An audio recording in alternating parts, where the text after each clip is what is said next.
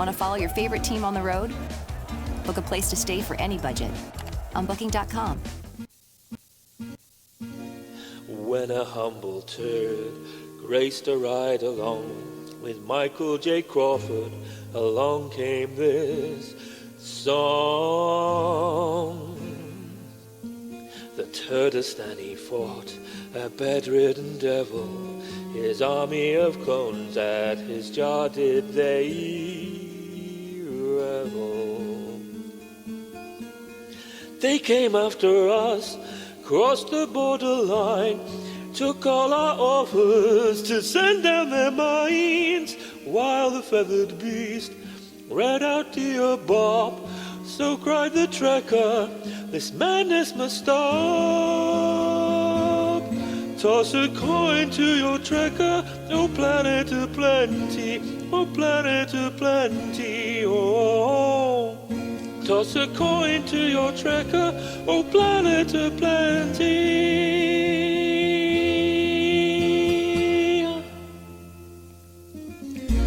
The vile Kurogans fled and hid what they had stole. Riorfan was shackled and kept in the cold. But he did not relent. The Turd King was hell-bent. He slayed the Kurogans, then to Bird's house he went.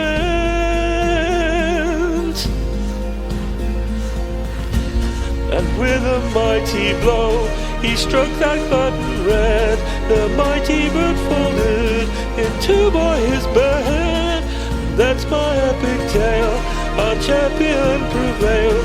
So let's drink a toast with some Romulan ale. Toss a coin to your trekker, oh planet of plenty, oh planet of plenty, oh. Toss a coin to your trekker, oh planet of plenty, oh planet of plenty, oh.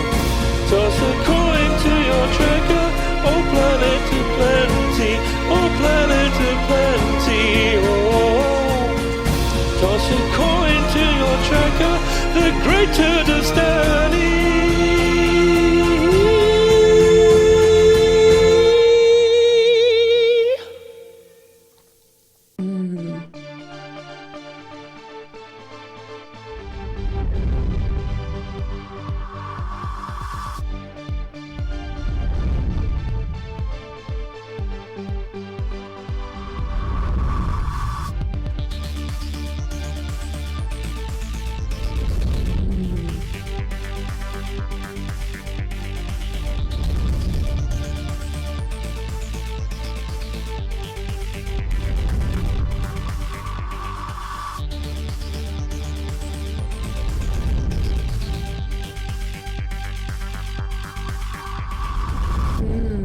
It's the anti-checker.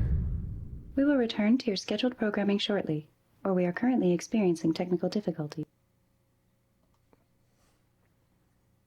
What is going on, everybody? Michael J. Crawford here, and let me see. And you can see Auntie is sort of awake. Trying to keep the camera actually on her because she keeps moving around on me. So, first of all, to settle the discussion going on in the chat, Wesley posted not first 10 minutes before the live stream started, but then once the live stream started, Kronos was first, but he said second. And then Wesley was second, but said first. And then Wesley said, wait, who was first? So actually, technically, Kronos. And Kronos says, you were. Actually, Kronos, no, you were. Thomas says, hi. Kronos says, is today Dear Anti-Checker Day? No, actually, Mrs. Anti-Checker is kind of tired right now. We've been running around, and we were out late last night and up early this morning. But hopefully, we're going to try to figure out a way to do, because we're going to do Dear Mrs. Anti-Checker. We don't want to mess around and have like some garbage thing. We're going to have real advice. But we need to get things set up and schedule a day we're going to do that. I also don't know what my work schedule is going to be yet. So we're still working on the logistics of that, Kronos. Thomas says, bunch of cheaters. Okay.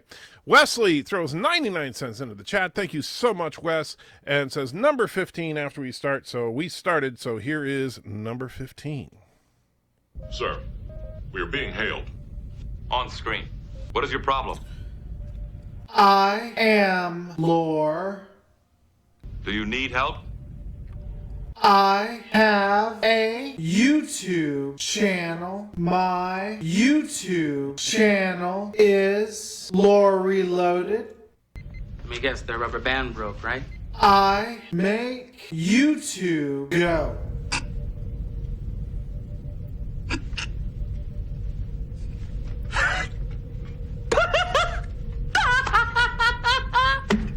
There you go. Lore Reloaded on TNG. Yes, that was an actual episode of TNG for those of you that don't know.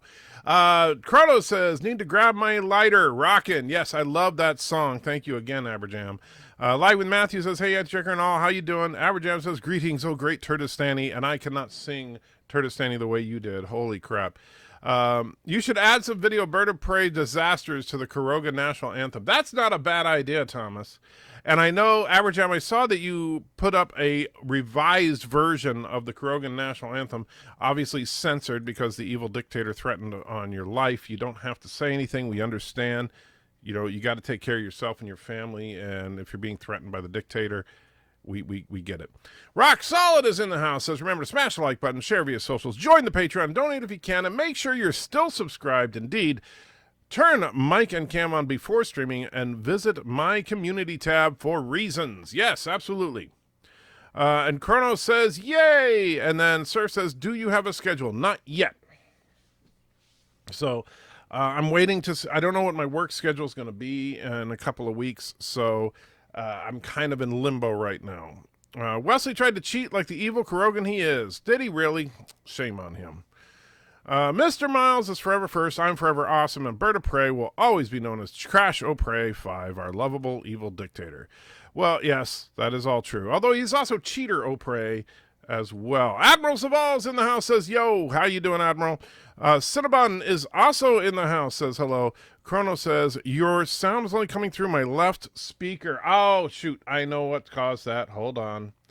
Bear with me. It might take me a couple of tries here. So thank you for for mentioning that, Kronos, because since I was messing with the audio settings yesterday, I had to go back to the original settings, which is mono, but I forgot to tell XSplit to change the mix. So we need to go to, oh, come on, don't mess up on me now.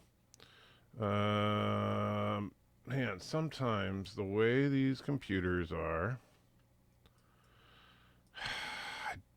I may not be able to fix it until, let's try, what if I move XSplit to another window, see if that helps. Bear with me, guys, I'm trying. Let's go to over here and then try to bring up the settings and see if it cuts it off. Still cuts it off. All right, so let's close that, move it to this window. And tools, settings, audio. Man, this is so annoying. I wish it's one of those things where the I don't know what it is. It's a graphic glitch in XSplit, and I'm sure it has to do with the graphic settings of my computer. I'll try to change it while I'm streaming here, but the bottom of the settings screen when I bring it up from XSplit doesn't show up, and that's where you click the little apply button when you change things, and there's nothing to scroll down because it doesn't think it's cut off for some reason. So let's go to display, and we'll change this to 1080, keep changes, see if that sometimes that will work. Okay, so that's all set to 100%, 100%, close. All right, so now we'll try it. Tools, settings. And it's like for some reason it's too big. I know where is.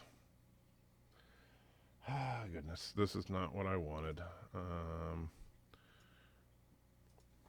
Let's see, control. And I can't resize this window. Why is it doing that? Ugh, darn it. I am sorry. So it looks like I'm not going to be able to fix the audio during this stream. I apologize. I'm going to have to figure out what the problem is with XSplit and not liking my computer right now, because XSplit should not be yeah, I don't know what it is. It's just one of those weird things. LaQuisha says, did you watch Robert Meyer Burnett's streams on the original Trevino script for Star Wars 9? I think it shows how you could do something much better than Rise of Skywalker following The Last Jedi without Palpatine. No, I did not, because quite frankly, there's a couple of... and first of all, I have nothing against Robert Burnett. He's a great guy and all that. However, it doesn't matter, because... even if the Trevorrow script was better, it obviously got rejected by Kathleen Kennedy, so it was not going to happen. And so and that's something, and a lot of people and this is where I kind of take some issue with people who are trying to crucify J.J. Abrams. The reason that the original director was fired was because they were trying to do something that Kathleen Kennedy didn't approve of. So it does not matter if it was better or worse, because Kathleen Kennedy wasn't going to let it happen. The person who needs to be blamed for the crap that is the modern Star Wars is not J.J. Abrams. It is Kathleen Kennedy, and to a slightly lesser extent, Rian Johnson. But Kathleen Kennedy, this is the first time, and the funny thing about it is Robert Meyer Burnett defends Kathleen Kennedy, but Kathleen Kennedy has basically never been a creative force in Hollywood. She's been a producer in Hollywood, and she's done the logistical stuff, right? She'll book to get Times Square on Saturday night from a certain time frame to another time frame for filming. She will make sure that everybody is paid. She'll make sure that they have the costume people on set. She'll make sure that, she does all that stuff, and she is a pro at it. She's one of the best in the business. I will not argue with that. But as a creator, she is absolute trash, and what we see in the modern Star Wars trilogy is a direct result of her trying to take creative influence over Star Wars, because her whole thing was she wanted to make Star Wars for girls. And the problem that she doesn't understand is that girls already liked Star Wars the way it was. You didn't need to change it to be girl-friendly. And so do not crucify J.J. Abrams. Please stop calling him a hack and all that crap, because you know what? The problem is not him.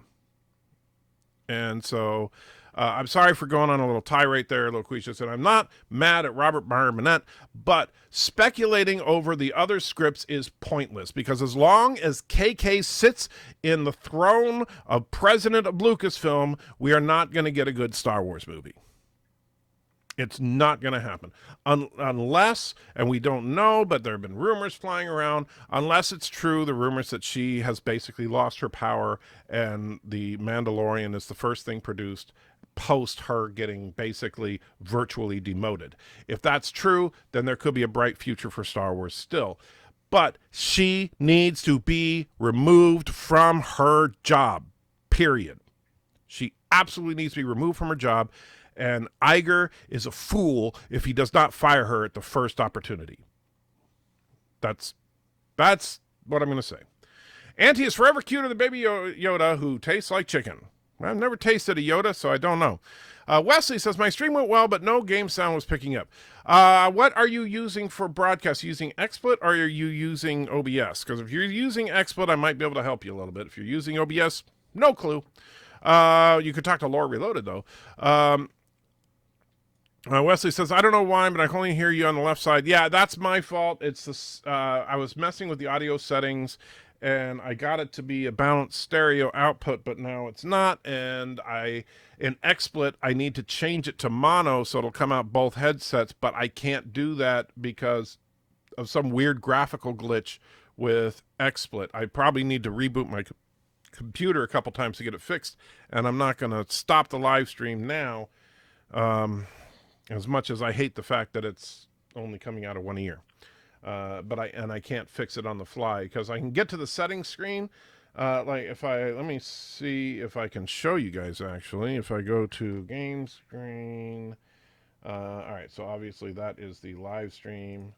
We need the inception screen. All right, so here is XSplit. This is the program I use. So if I go to tools and settings, you'll notice that the settings screen is, for some reason, too large. And the bottom of the screen is cut off. So if I go to the audio settings, notice that the microphone mono mixed right there at the bottom. And I can select it, but I can't do anything with it. I can't scroll down. So there's literally no way to actually make a change and save it. If I could make a change and save it, I would, but I can't right now. And I got to figure out why that is.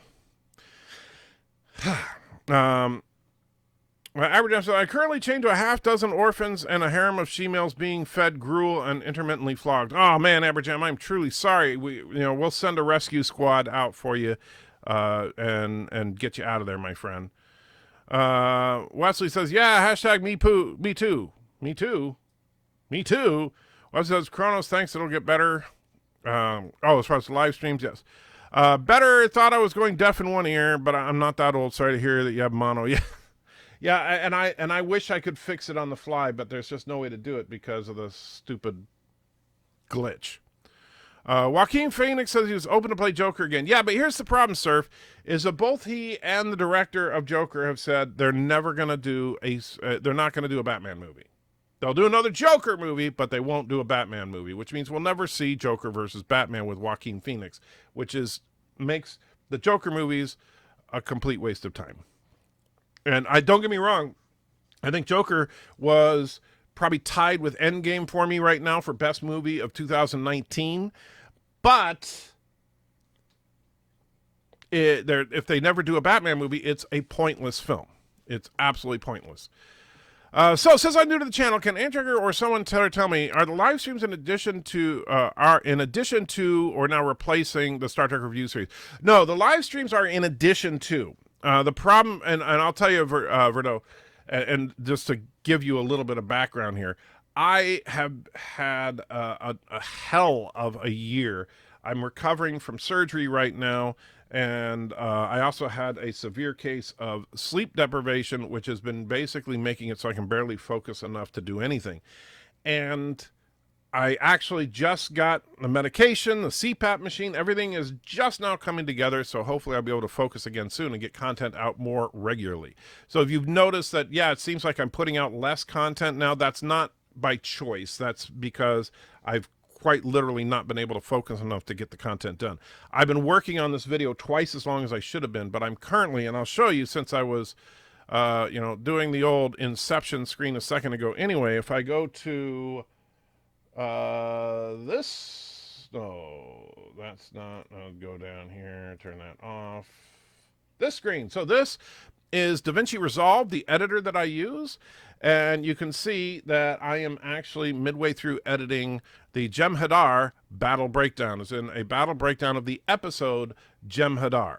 And so, and it's actually, I think, going to be a really good video, but it's taking me a lot longer to produce than it should, mainly because of my lack of proper focus. And so I'm hoping that will improve very soon. Wesley says, I need to figure out OBS. Well, yeah, I don't know anything about OBS, Wes, so I can't help you there. But Lore Reloaded uses OBS. I would suggest talking to him because he obviously can handle that stuff pretty well. But I use XSplit, and I know Bird of Prey uses XSplit as well. Andrew, we don't want to hear excuses. Just get it done. This I command. I know. I'm working on it. No worries if you can't get it fixed. I was just worried about the stereo was dying. Glad it's you, not me. Yeah, and I'm sorry that I can't fix it on the fly. I wish I could. Well, hello there, Anti-Checker, says Peter. Hope things are well. Well, I'm only in one ear, but I'm doing okay. Probably got rejected because it relied too much on Carrie Fisher since she died. I think it pushes against the argument that Rise of Skywalker is as good a story as we could have gotten. Well, here's the thing, Loquacious. I never said it's the best story we could have gotten. I said JJ did the best he could with what he had. And when I say that, I am taking into account that J.J. Abrams is under the thumb of Kathleen Kennedy. And I know that Kathleen Kennedy, for example, I don't think there are too many people that would argue against this.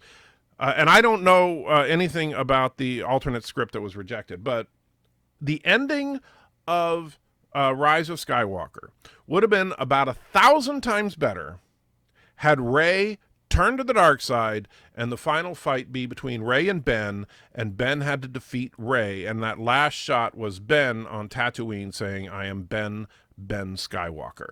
That would have been a good ending. All right? But I guarantee you that Kathleen Kennedy would say, because I have a very strong feeling that that's what JJ intended to do, but I guarantee you that Kathleen Kennedy would look at that and say, hell no, you ain't making my girl the bad guy. And so that's the problem. That's what you have to fight in Hollywood, is these idiotic people in charge of the studio that have the right to tell you, no, you can't do what will work. You have to do what I say and make it work. So, yeah. Live with Matthew says, JJ isn't a hack, but neither is he good fit for wrapping up a trilogy. He's great at thinking up ideas, but not good at answering them. I think there's some truth to that, but I also think, like I said, I think the Palpatine thing worked for me. I know a lot of people didn't like him coming back. I liked Palpatine in this. I think that was one of the stronger points of this film. I disapprove of the ending. As I said, I think that Rey should have gone to the dark side, but I'm pretty sure Kathleen Kennedy would refuse to allow that to happen. And of course, the editing was incredibly choppy for the first third of the film, which I think was Kathleen Kennedy, again, telling JJ to reduce the runtime of the film, because the film would have been about 4 hours long had the editing been done properly. And, people don't want that. Fine, I won't call JJ a hack anymore. How about saying he's a content creator? I do not like his styles do not mesh well with what I want to see. Is that fair? Yeah, if you want to say you don't like his style, that's perfectly fine. But, there are people that don't care for Scorsese films. I'm one of them, all right? And I know that's considered sacrilege to say, oh, well, Scorsese's the greatest director ever. How can you not like his films? Well, primarily because Scorsese tends to do films focused on gangsters, right? That's what he does best. And you know what I don't like? Gangster films. You know why I don't? Because I don't like films that focus on evil, that glorify evil, if you will.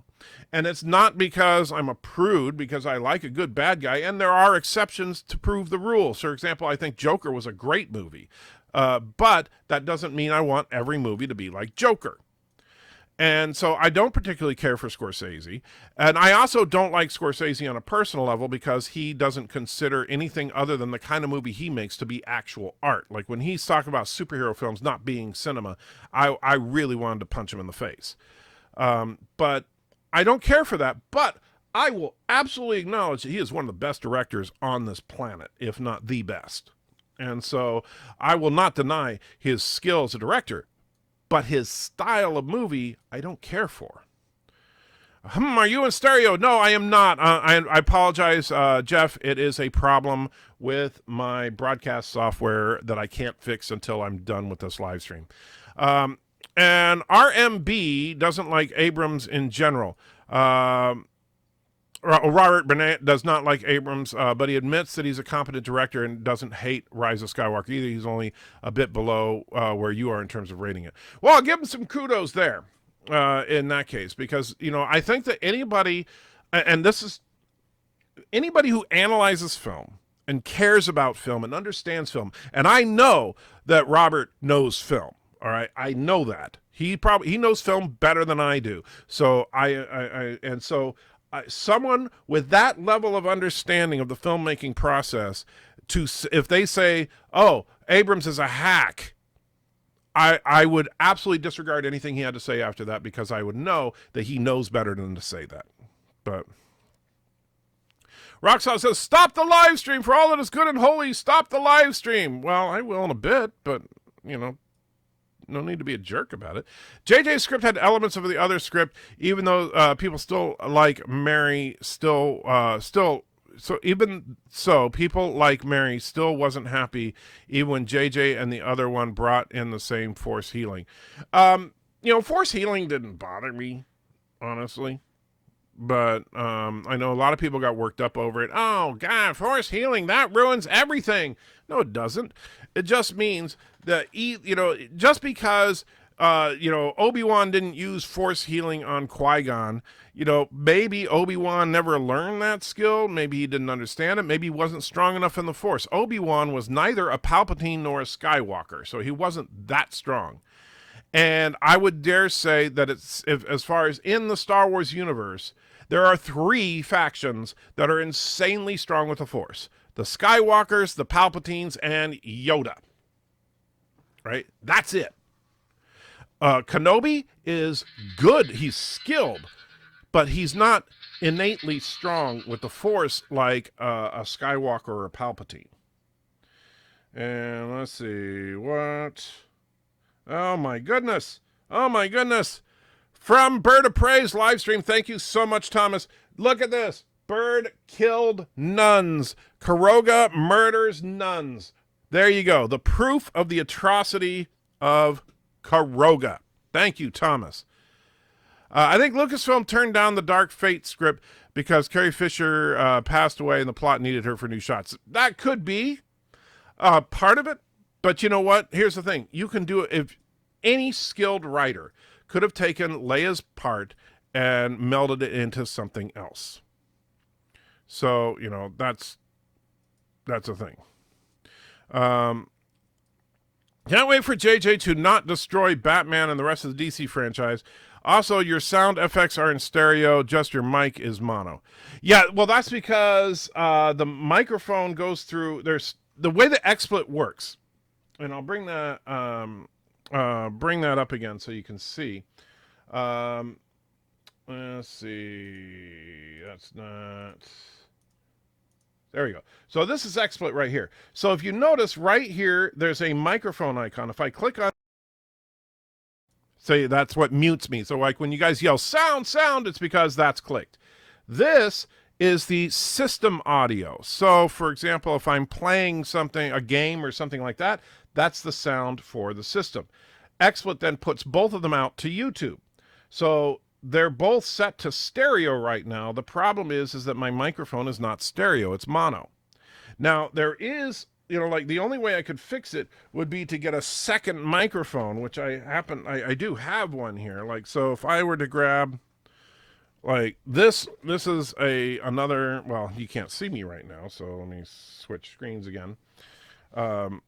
So this is another Shure mic, same brand, but just a standard stage mic. And then I grab another XLR cable, which I happen to have right here, but it's ridiculously long. So come on. All right. So get the whole cable here. All right. So now we're gonna mess with some audio live here. Okay. So I got this connected to an XLR. I'll put that right here. And then what I can do is I can actually go to my USB interface and plug this into the other channel.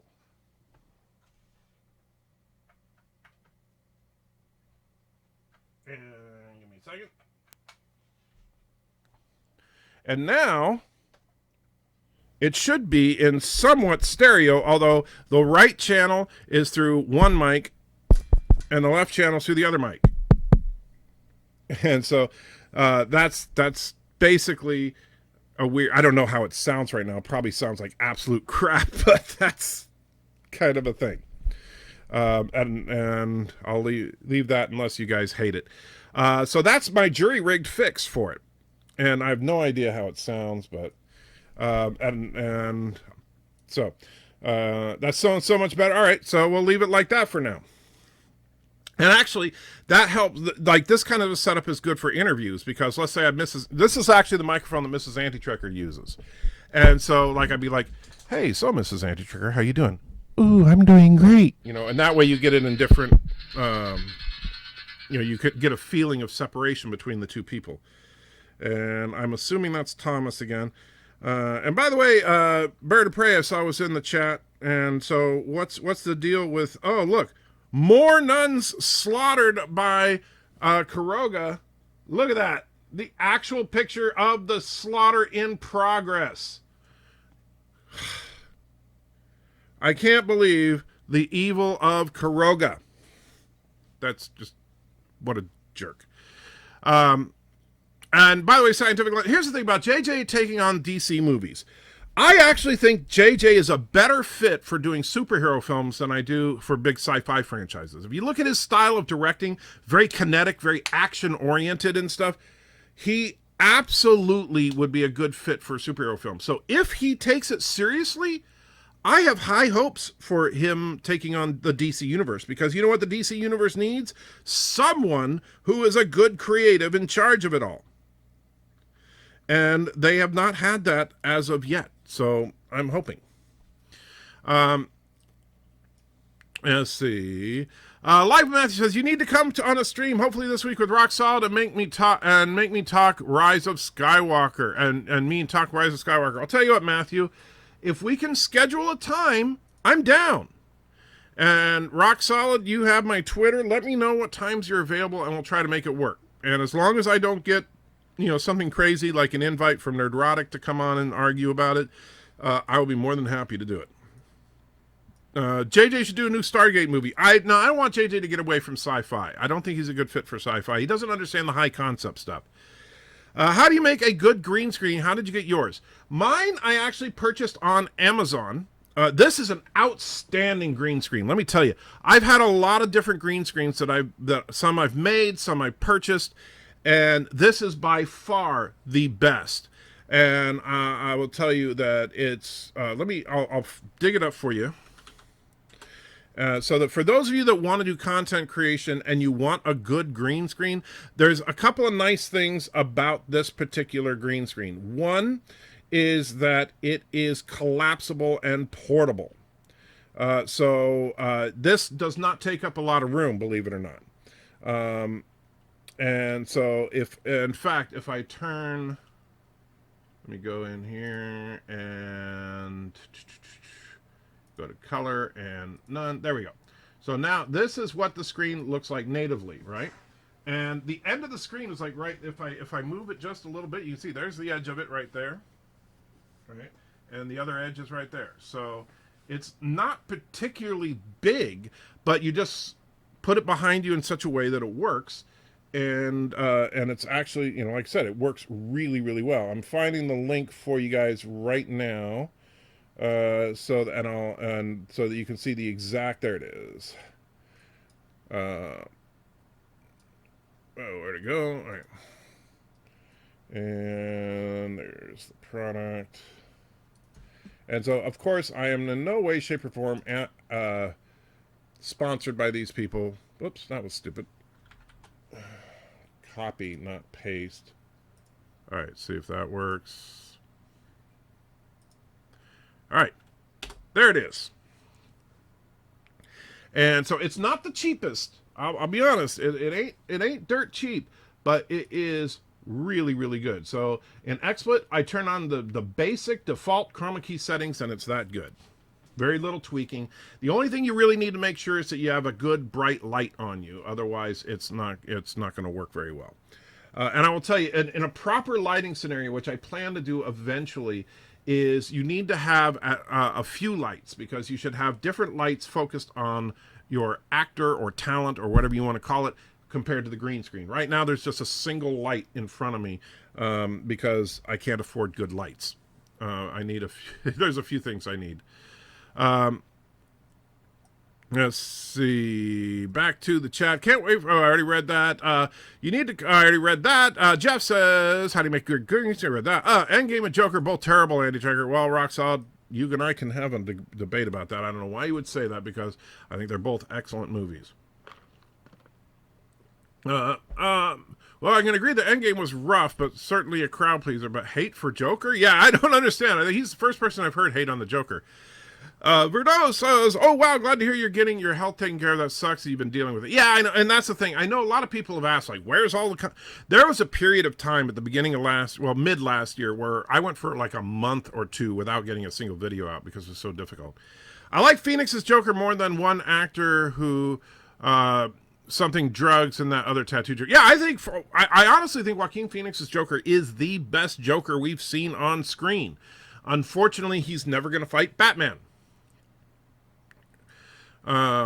And Rocksaw says it wasn't a Joker movie. It took 98% of the movie to get to Joker to get Joker. Exactly, though. The thing is that it was a slow burn. It was a build-up. You got to know. And here's the thing that and Jeremy John said this in his review, but he's absolutely right. This is the first time I ever felt sympathy for the Joker. Didn't think that was possible. And by the end of the film, he was the true Joker. Yes, you're right. During 98% of the movie, he's Arthur Fleck. He's not the Joker. But then in those last couple of scenes, bam, he is 100% comic book Joker. And that nailed it for me. Because I was thinking through this whole film, there's no way they're going to get this to be a comic book, but it's a good movie, but there's no way they're going to make the comic book Joker out of this. And then they did. And I was like, holy crap, they did it. Rock Solid says, hey, Terry, I use Streamlabs, OBS, and I can help. Okay, there you go. So, Wesley, consult with Rock Solid. Rock Solid may be a complete dick, but he knows OBS, so he'll help you.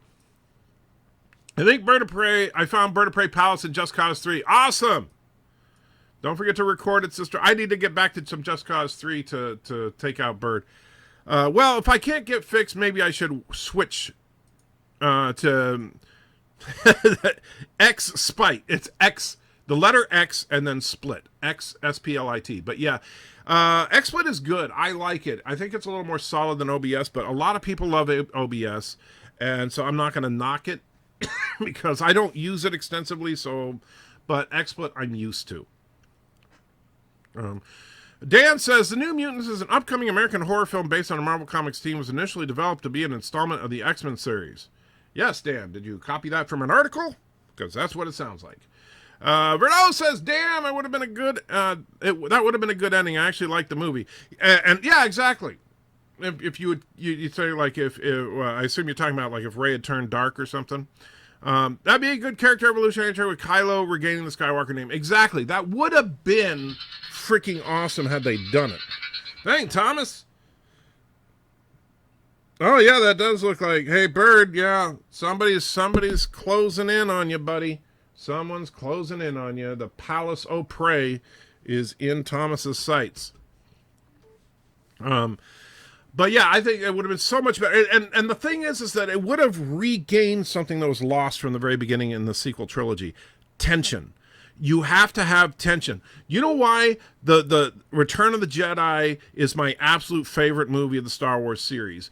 Is the big battle between Luke and Vader in front of the Emperor. Why? Because Luke could not take on Vader for the life of him in Empire. Luke got his ass handed to him by Vader in Empire, and now he has to take on Vader with the Emperor? Ain't gonna happen, right? Luke is screwed. And so that's what creates dramatic tension, the fact that you want Luke to win, but you know there's no way he can win, right? That's what does it. What we didn't have in the sequel trilogy is anything like that, because Rey was so overpowered, she beats, she with no training whatsoever, literally the first time she ever turns on a lightsaber, she beats a trained Force user, and who's been training with his lightsaber, his custom-built lightsaber. She beats him down. She kicks his butt. He takes a couple of good hits, swipe to the face, and so there's no tension. She kicked his butt all over the place. Rey is the first main character from a Star Wars trilogy to not have any kind of substantial injury. That's stupid. And so there's no tension if you have Rey versus anybody, because Rey just always wins. Now, what could have had tension, though, is what if now Ben has turned back to the good side and has to stop Rey? How do you stop the overpowered Mary Sue? Now you have tension back. It's okay for the villain to be a Mary Sue. It is not okay for the hero to be a Mary Sue. That would have saved the franchise. But yeah, they couldn't. Kathleen Kennedy would never allow that. Dan says, do you go see horror movies? Absolutely. I do like a good horror movie. Mrs. Antrecker loves a good horror movie, so we do see them from time to time. And so, yes, we will be seeing New Mutants. if that's what you're asking. And Nikki D throws $5 into the chat. Thank you so much, Nikki. It says, what direction do you think Lucasfilm will take for Star Wars now? Think they'll remake the old trilogy? No, I do not think they're going to go to remakes. Hello, world. And because I don't think that they're interested in doing remakes. If they did a remake, they would do a remake where they decided to make everything girl power, and the fans would absolutely revolt if they did that. I think there's a couple of ways they can go. One is, I know what a fan favorite idea, go to the Old Republic. I'm against that idea. I think it could work, but I'm still against the idea. I think what the solution is to move forward several generations. Wash your hands of the sequel trilogy, right? Wash your hands of recycling original trilogy characters. The only characters you could possibly bring into it would be R2 and C-3PO and BB-8 and that little weird broken droid from Rise of Skywalker. You can bring some of the droids in, but nobody else.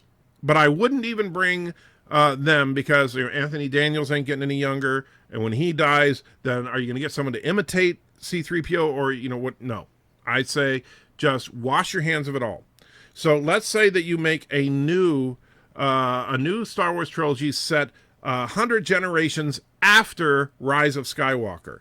Because you know what? Then people won't be saying, oh, they just undermined everything. Because nobody thinks that, it would be an undermining of the Old Republic to know that eventually the Empire is going to rise, because that's thousands of years later. So if you go thousands of years in the future, it's no longer related to that. And so we can start a new era. And maybe, have the Skywalker name resurface somehow.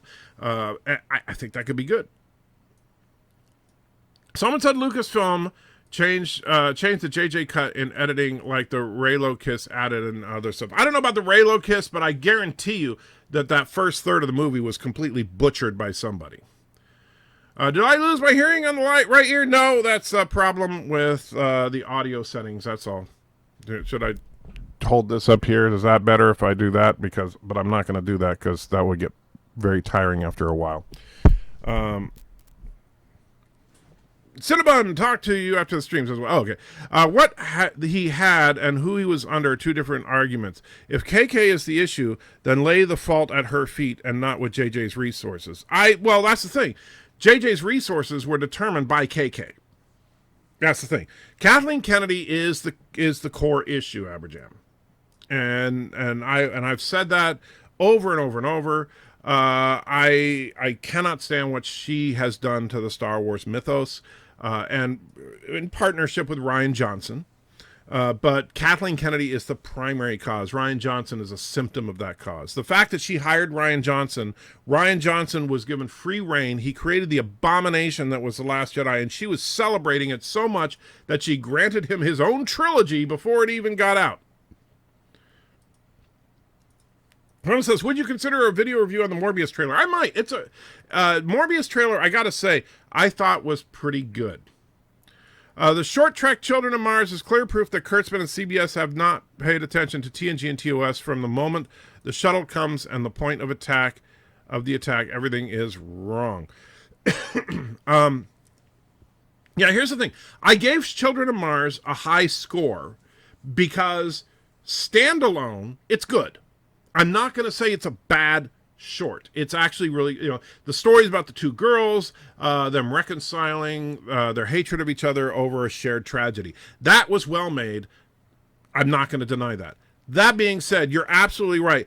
Every time they showed particularly ship hardware, it was an insult to those of us that care about Trek. The shot of Utopia Planitia shipyards made me want to vomit. The shuttle was bad enough, but the Utopia Planitia shipyards was absolutely insulting. And I do get, I don't know if you've seen my review of it, but I do mention that both the shuttle and the ships in my review. And Verdot is not a Scorsese fan either. Wow, there's two of us. Zabe says, hello, world. How you doing, my friend? Dan says, Star Wars YouTubers give me more information about Star Wars 9 from visual dictionaries than they actually got from the movie. That's because they don't want to see the movie. Alexander says, hi, how's your morning jogging? I was not jogging this morning. Is there supposed to be audio only on the left? It's a problem. Are you not hearing anything out of this one? It's a problem with the sound, I know, or maybe that was because it's a few minutes ago, but yeah, man, I'm 20 minutes behind. Holy crap. Don't know what happened there with Mary. Had a few messages deleted, but no stress over it. Dan says, heard an interview about Will Smith doing new Bad Boys movie, and he talked about how it was a number of years since the last one, and when you come back to the movie and treat it, I wish Star Wars and Star Trek would take that kind of approach and say those kinds of things. Yeah, they're not going to. Bird says, what is this fake news? No, you killed nuns, buddy. Wow, Bird, just wow, check off another atrocity. Yeah, it's just horrible. But force healing and lack of it previously makes for funny memes now. Well, I know, but you know what? I get tired of people getting upset about a new force power, because new force powers have been introduced throughout Star Wars, and people don't get worked up about it. Let's see, have you seen the comedy trailer for a comedy starring Daniel Radcliffe preaching God? No, I have not. Those weren't nuns, they were she-males in costume. Wow. That makes it better? I got here and being accused of Turkestani crimes. That's because you committed them.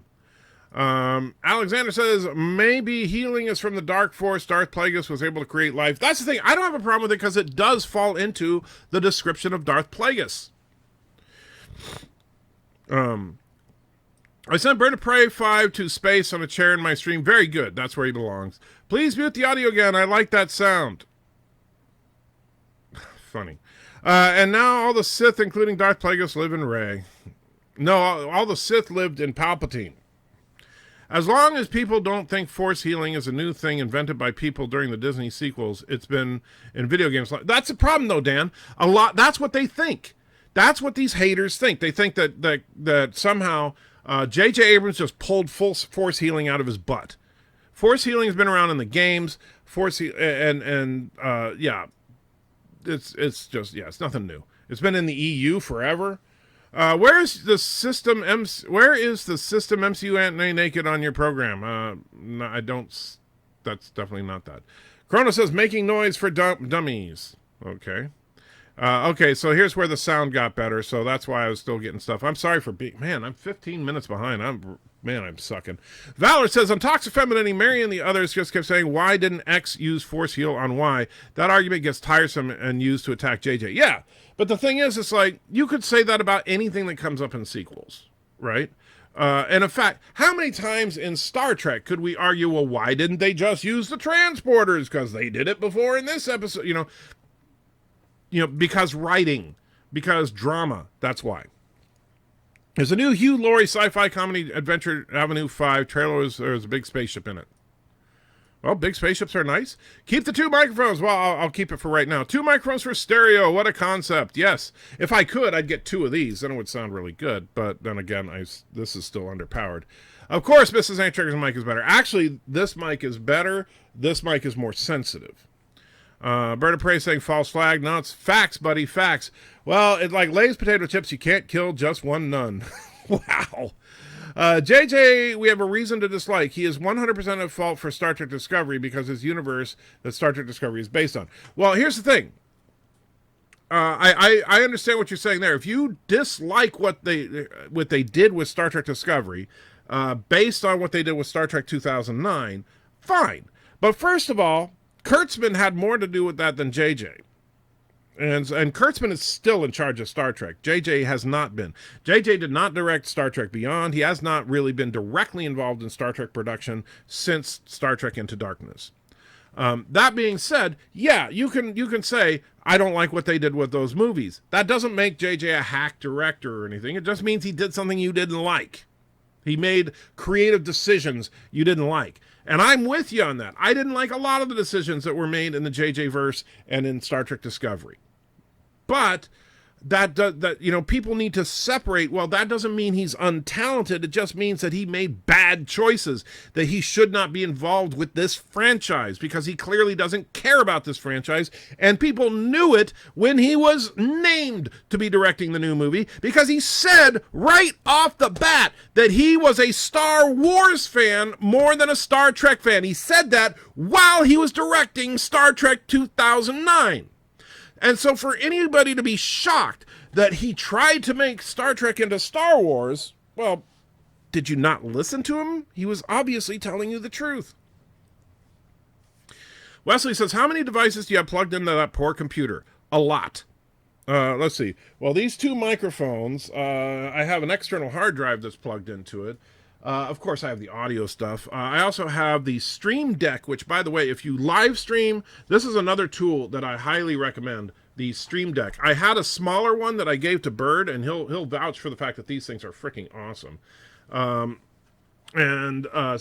the Stream Deck allows you to connect all sorts of stuff.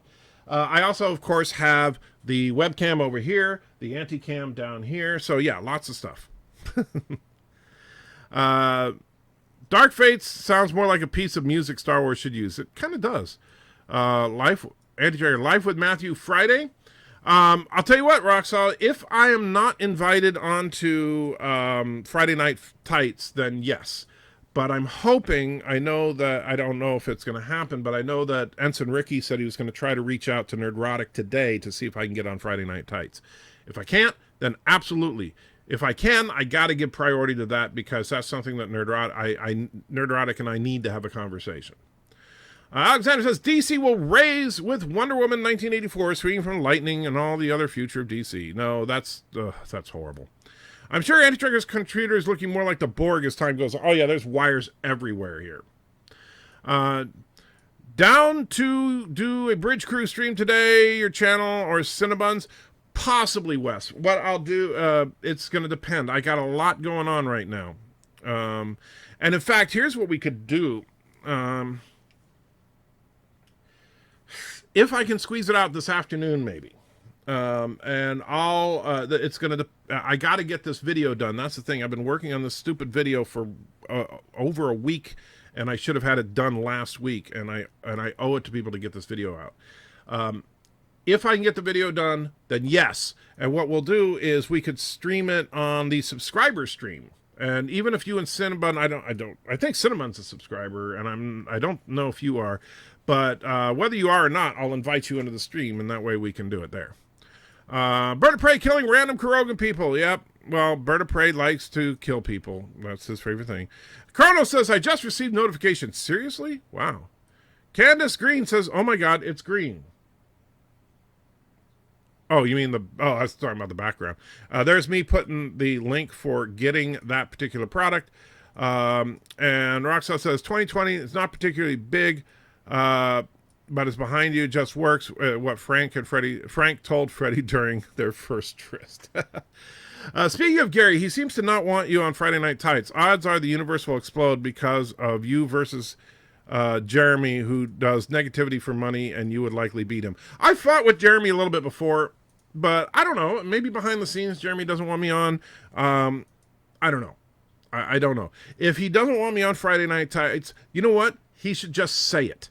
Because here, Gary, if you see this, and I'm saying this as a friend, all right? I love you. I'm not saying I don't care about you as a friend and all that. But here's the deal. If you don't want me on your show, say you don't want me on your show. I'm okay with that. I'm a big boy. I can take it. But if you're going to constantly say, oh, well, we need to have Anti-Trekker on sometime, and then never put me on, then you're being dishonest. You know, I've sent you messages. You haven't responded. So if you want me on your show, you can give, because I've told you, anytime, let me know. I'll come on. But then you don't do it. So, put up or shut up, buddy. Put up or shut up. We can talk. Let's see. Yes, Captain. You're trying to serve. I still think that would be awesome if you used body paint and green shirt to cloak one stream, maybe April Fool's Day. Yeah, it would be. I could see doing that, but yes. Some lights or lighting can be quite expensive. Yes. Roxanne says, I got 2 box lights for like $60. Yeah, the lights that I want to get are in, because these lights will work until I can afford good lights. I just haven't gotten them all. I have a couple more lights that I can use. I just haven't set them up yet. But I would say I would probably spend about $500 on lights. I know that sounds like a lot, but those would be softer lights, so it wouldn't be as harsh as what you have right now. On me, harsher lights on the green screen, which would provide better separation. And then I need to spend about another $500 on audio equipment to get the microphone working the way I want it to. Let's see. Peter says, End Fame, I mean Endgame, should have been longer to fit everything in. Well, I would not have argued I would like to see a longer Endgame, but I understand why, it was already a pretty long movie. So, Roxall says, Joker was boring. It dragged. I went to Joker movie to see the Joker, not to see Arthur. The first 95% of the movie could have been 30 to 45 minutes. Then let's see Joker. See, I understand what you're saying, Roxall, but here's the problem. You were wanting a typical comic book movie. That's not what the Joker was ever going to be. Remember, originally Martin Scorsese was actually going to make the Joker movie. And then he backed out and started talking trash about comic book movies. And so, whatever, Martin Scorsese, whatever, dude. Anyway, but Martin Scorsese was originally going to do it. So what did you expect? It's going to be a Martin Scorsese-style film. Nathan says, opinions on Picard news. Do you think they'll be as reactionary to modern politics as Discovery? Do you think they will overcome the anchor of modernity,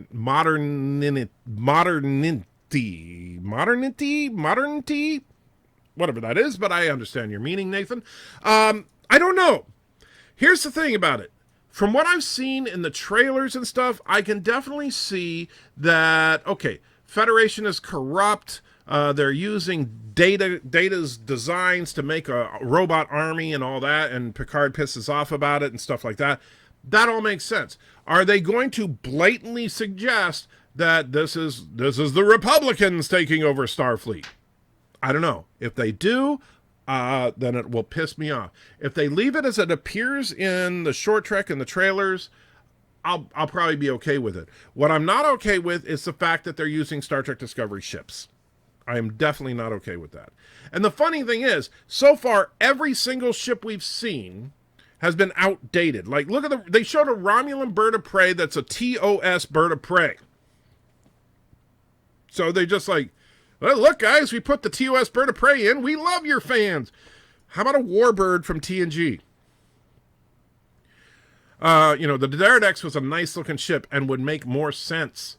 My problem with JJ is more his storytelling decisions and writing than his ability as a director. He needs someone to either help him or just write the screenplay for him. I agree, Loquicious. I think that JJ, if I were doing a movie and I wanted a director that had a good kinetic visual style, I would absolutely hire J.J. Abrams. I would not let him touch the script. I don't think that he should write. Because, yeah, I think that he makes bad storytelling decisions. But I think he's an awesome director. Now, think about this, because I've said this a million times, and it's absolutely true.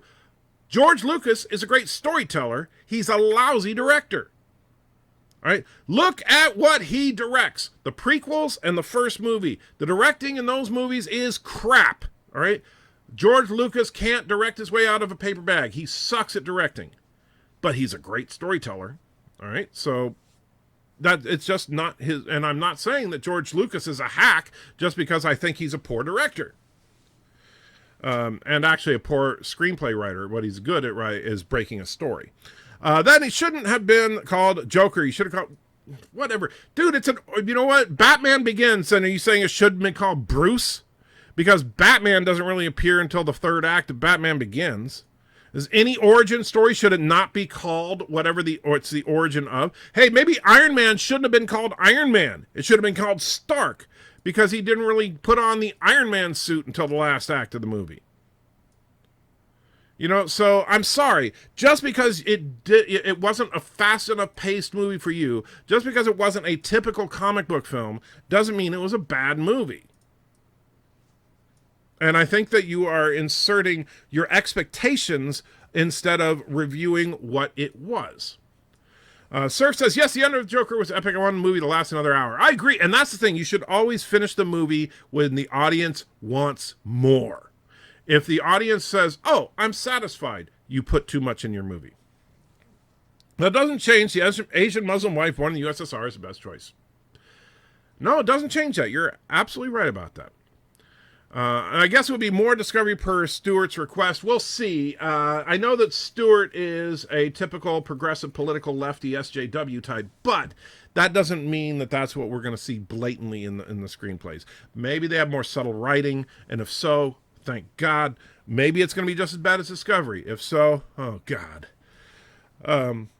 Life with Matthew says, rock solid to me. Friday works for me. All right, so we will tentatively say we will get together on a stream if I'm not on Friday Night Tights, which I doubt I will be, but I'm just throwing that out there just as an asterisk because that is a possibility.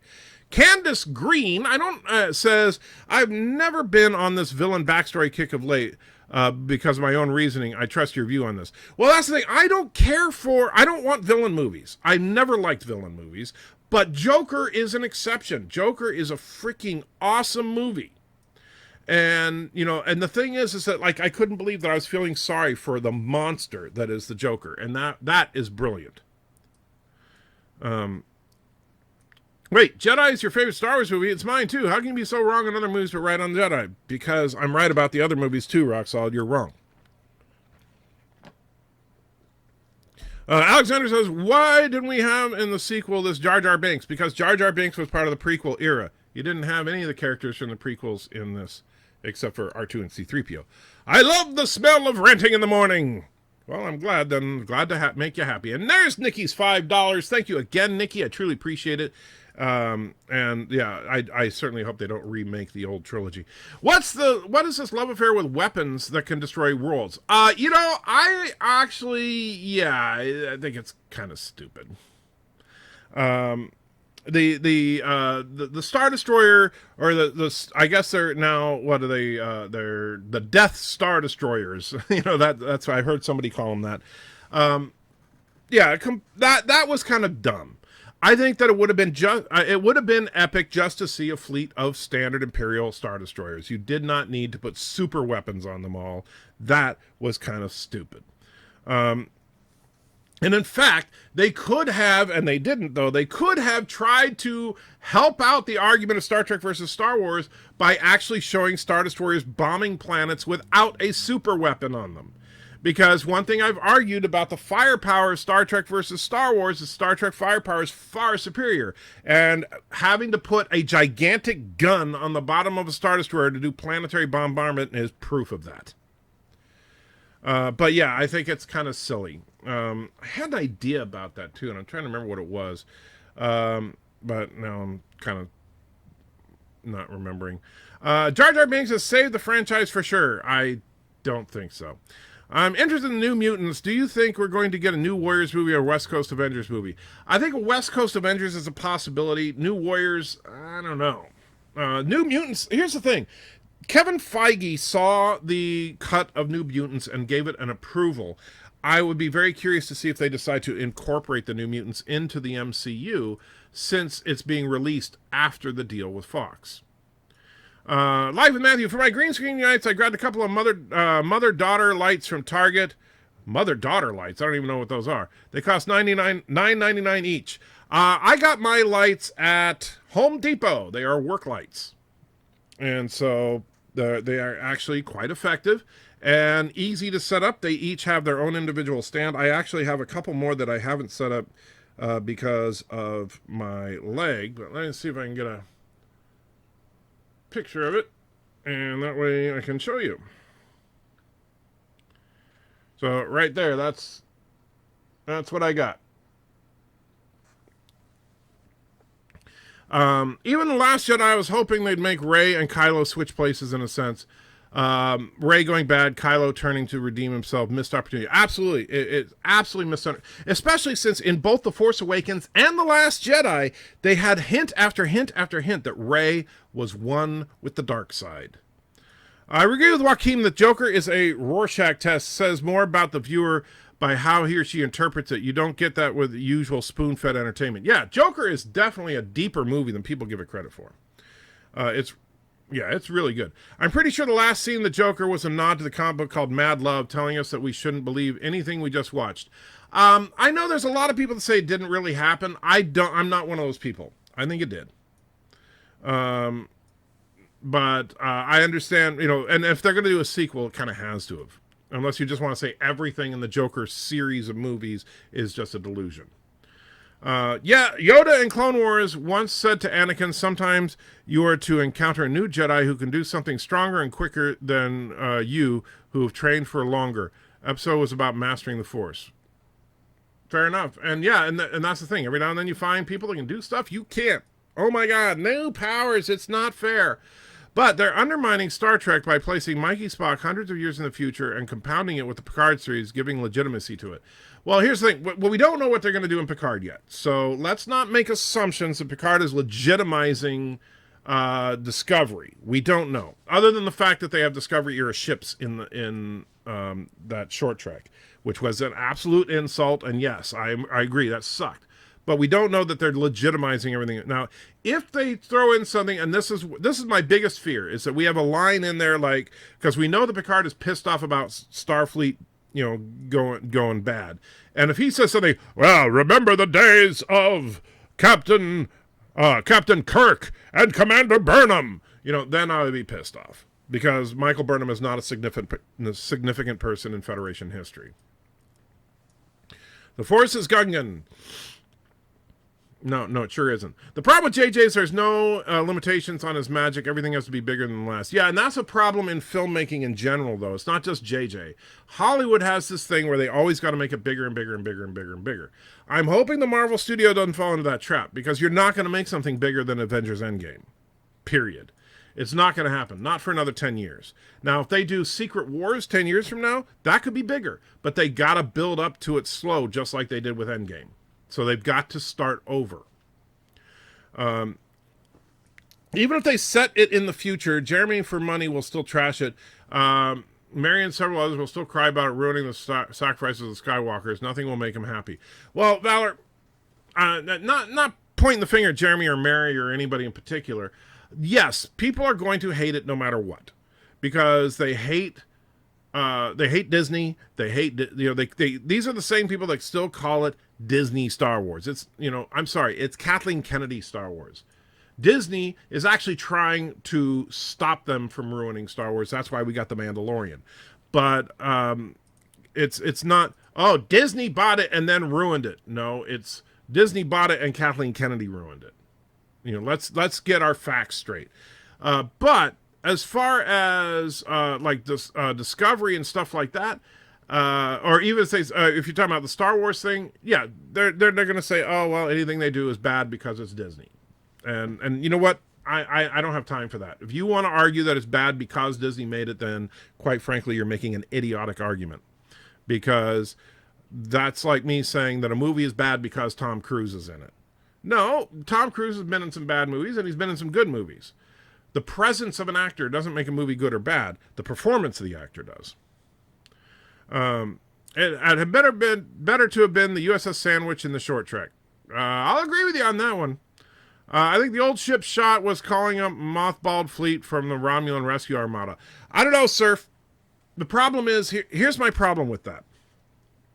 A lot of people, there are excuses you can make to why a 150-year-old ship is sitting at Utopia Planitia at the end of the 24th century, the dawn of the 25th century.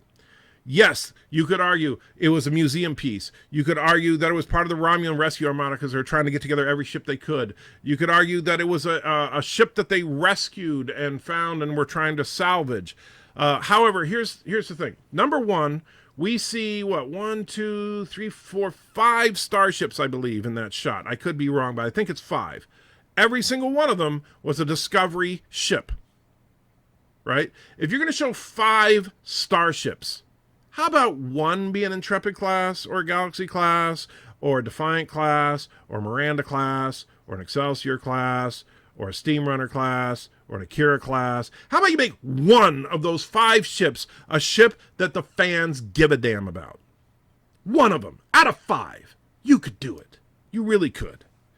How about a Constitution class if you want to do old ships? Holy crap, would that make the fans go bananas? But no, you want to show Discovery era ships. And you know what? I think that was a conscious choice. We have not seen any classic Starfleet designs in any modern CBS Trek. They change everything. And it has nothing to do with a legal requirement, because CBS owns Star Trek lock, stock, and barrel. They do not have to change everything 25%. Look, I will say this. This was a gift from Thomas Potts. I like this design. this black badge, right? However, it is completely unnecessary. The Delta Shield did not need to be changed just because it's new. But that's what they're doing. They want to change everything. And it's idiotic. And now they want to say, well, you see, our Trek is better Trek. Why? It sucks. Anyway. If you go to Wikipedia page for the High Republic, it'll give you more information. It's a new name for Time Era, 500 years, maybe from before Phantom Menace, new movies and comics. I don't want to go a prequel route. Go into the future. Explore unknown territories. Because here's the thing, and I know a lot of fans are ranting and raving, including people I love, like Mr. Miles has said this. Oh, we've got to do the Old Republic. Knights of the Old Republic was such a great epic story. We've got to touch on that. It's so good. Old Republic, please, Old Republic. They make an Old Republic movie. I guarantee you that every single person who's screaming how much they want Old Republic will be screaming about how it is not faithful to Old Republic. All right. So how about this? How about you do something new and just go into the future and explore a new unknown universe? That's what you do. Because if you're going to try and retread existing stuff, then people are going to be pissed. There is no way to make everybody happy. But if you go into the future, you can. Sure, you're going to have your haters that just hate Disney. But if you make it good, they'll eventually come on board. At least the sound problems made a good icebreaker. Okay. The mic is PCAC error. Problem exists between sharing. No, actually, first of all, it's not. Get it right, Rock Solid. If you're going to try to insult me, do it properly. The proper term is picnic. Problem in chair, not in computer. Picnic, not PEBCAC. PEBCAC is stupid. Picnic is clever. Well, delay, man, you're like a half an hour back. Yeah, I'm usually not this far behind. I tell you, this is bad. The Mary removed comments was a spammer block. Fair enough. I'm fine with that. I trust you guys. That's one thing I love about you guys is that I don't have to stress over that. So thank you, all of the mods, for your help. Guy from the Red Bank says, Andrew, I don't know if I've seen you before. Well, I think I saw you earlier in this stream. But what do you think of Christopher Priest writing Vampirella? No idea. Didn't know anything about it, to be honest with you. I thought Obi-Wan force-healed Luke in Star Wars after the Sand People fight. You could make that argument. It did kind of seem like it, but, people still want to argue that, force healing is not a thing. The evil Turkestan dictator and fellow nerd says, greetings to the evil Turkestan. I'm not a dictator, Sci-Fi Nation. I am a duly elected president. That's the only dictator is the evil Bird of Prey. Alexander says, the entire Shemo community are angry at the denial of Bird of Prey. That is true. Roxelle says, correct. All the Sith lived in Palpatine. Rey is Palpatine. Therefore, you ever confirmed all the Sith live in Rey. Rey is a... No, you know what, Roxelle? Fine. You have your delusions. Try to rewrite the movie so that it fits your hate. You know what? It is what it is. Emperor Palpatine said, oh, the Sith are in me. And then Rey said, and all the Jedi are in me. Because that's the way it was. The entire Force boiled down to these two in this one confrontation. And you know what? Yes, it should have been frickin' Ben. I agree with you on that. But bitching about it is not going to change it. Sci-Fi, man, I'm sucking. Anti-Checker 2020. Yep, that's true. Animated Star Wars Rebels may give new sequel program starring Ahsoka and Thrawn. Okay. Well, the animated shows honestly are subpar. I'm not gonna lie. There's some of it is good, but overall they are subpar. I got it. And Kronos donates $1. Feces and turd head, or $5, and says feces and turd head, please. Absolutely. I will take a short break and we'll watch some feces and turd head.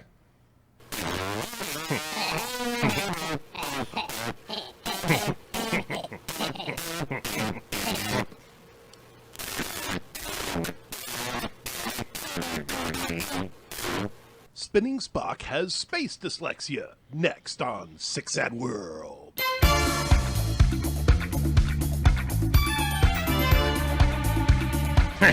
Laura, this sucks. Let's go get some money.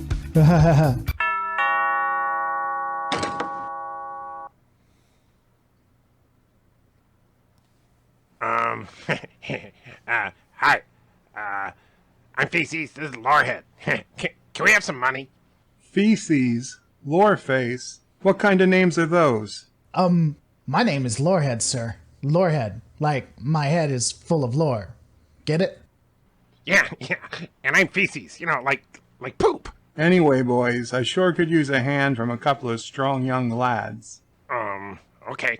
You see, I've been stuck in this dang old hospital bed for nigh about a decade now, and I can't adjust it quite right. Can you boys reach that lever under the bed? I don't know. Yeah, that's it. Just give it a nice hard yank. Who said yank? Yeah. Hey, baby, come to Lorehead. Lore, what are you doing with that lever? Come on, man, I want to turn. Son of a bitch! You stupid kids, you don't ever listen. What the hell am I supposed to do now? I don't know. Damn it.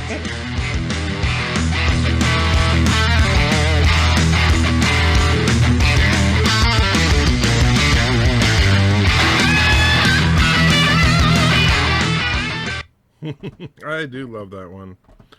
I think one of Joshua's better animations. Nathan says, but you also never see other video game powers in Star Wars, like lightsaber throw or channeling the Force through the lightsaber and causing localized earthquakes. Well, first of all, you do see the lightsaber throw in Rise of Skywalker. Rey does it while she's practicing at the beginning of the movie. Second of all, as far as channeling the Force to cause earthquakes, maybe not, but you know what? They didn't need that. I mean, what do you want them to show every single power because you need a complete list? How about, they use the powers that were helpful to the story. Did you see Bird of Prey's video on the new Star Trek? The show is looking different. I did, and in fact, I had to point out that Bird was factually incorrect in part of it. He said that nobody in Star Trek ever says engage the inertial dampeners. However, in the Voyager episode Fury, Chakotay orders that they engage the inertial dampeners. I am angry about the lack of Jar Jar Binks in the sequel trilogy. On the other side, I'm glad about birds in Force Awakens. I care about the birds in Force Awakens. You are a nut. Light with Matthew says, JJ needs to stick to Michael Bay kind of movies, light on plot, big on visuals. He'd be perfect. I agree.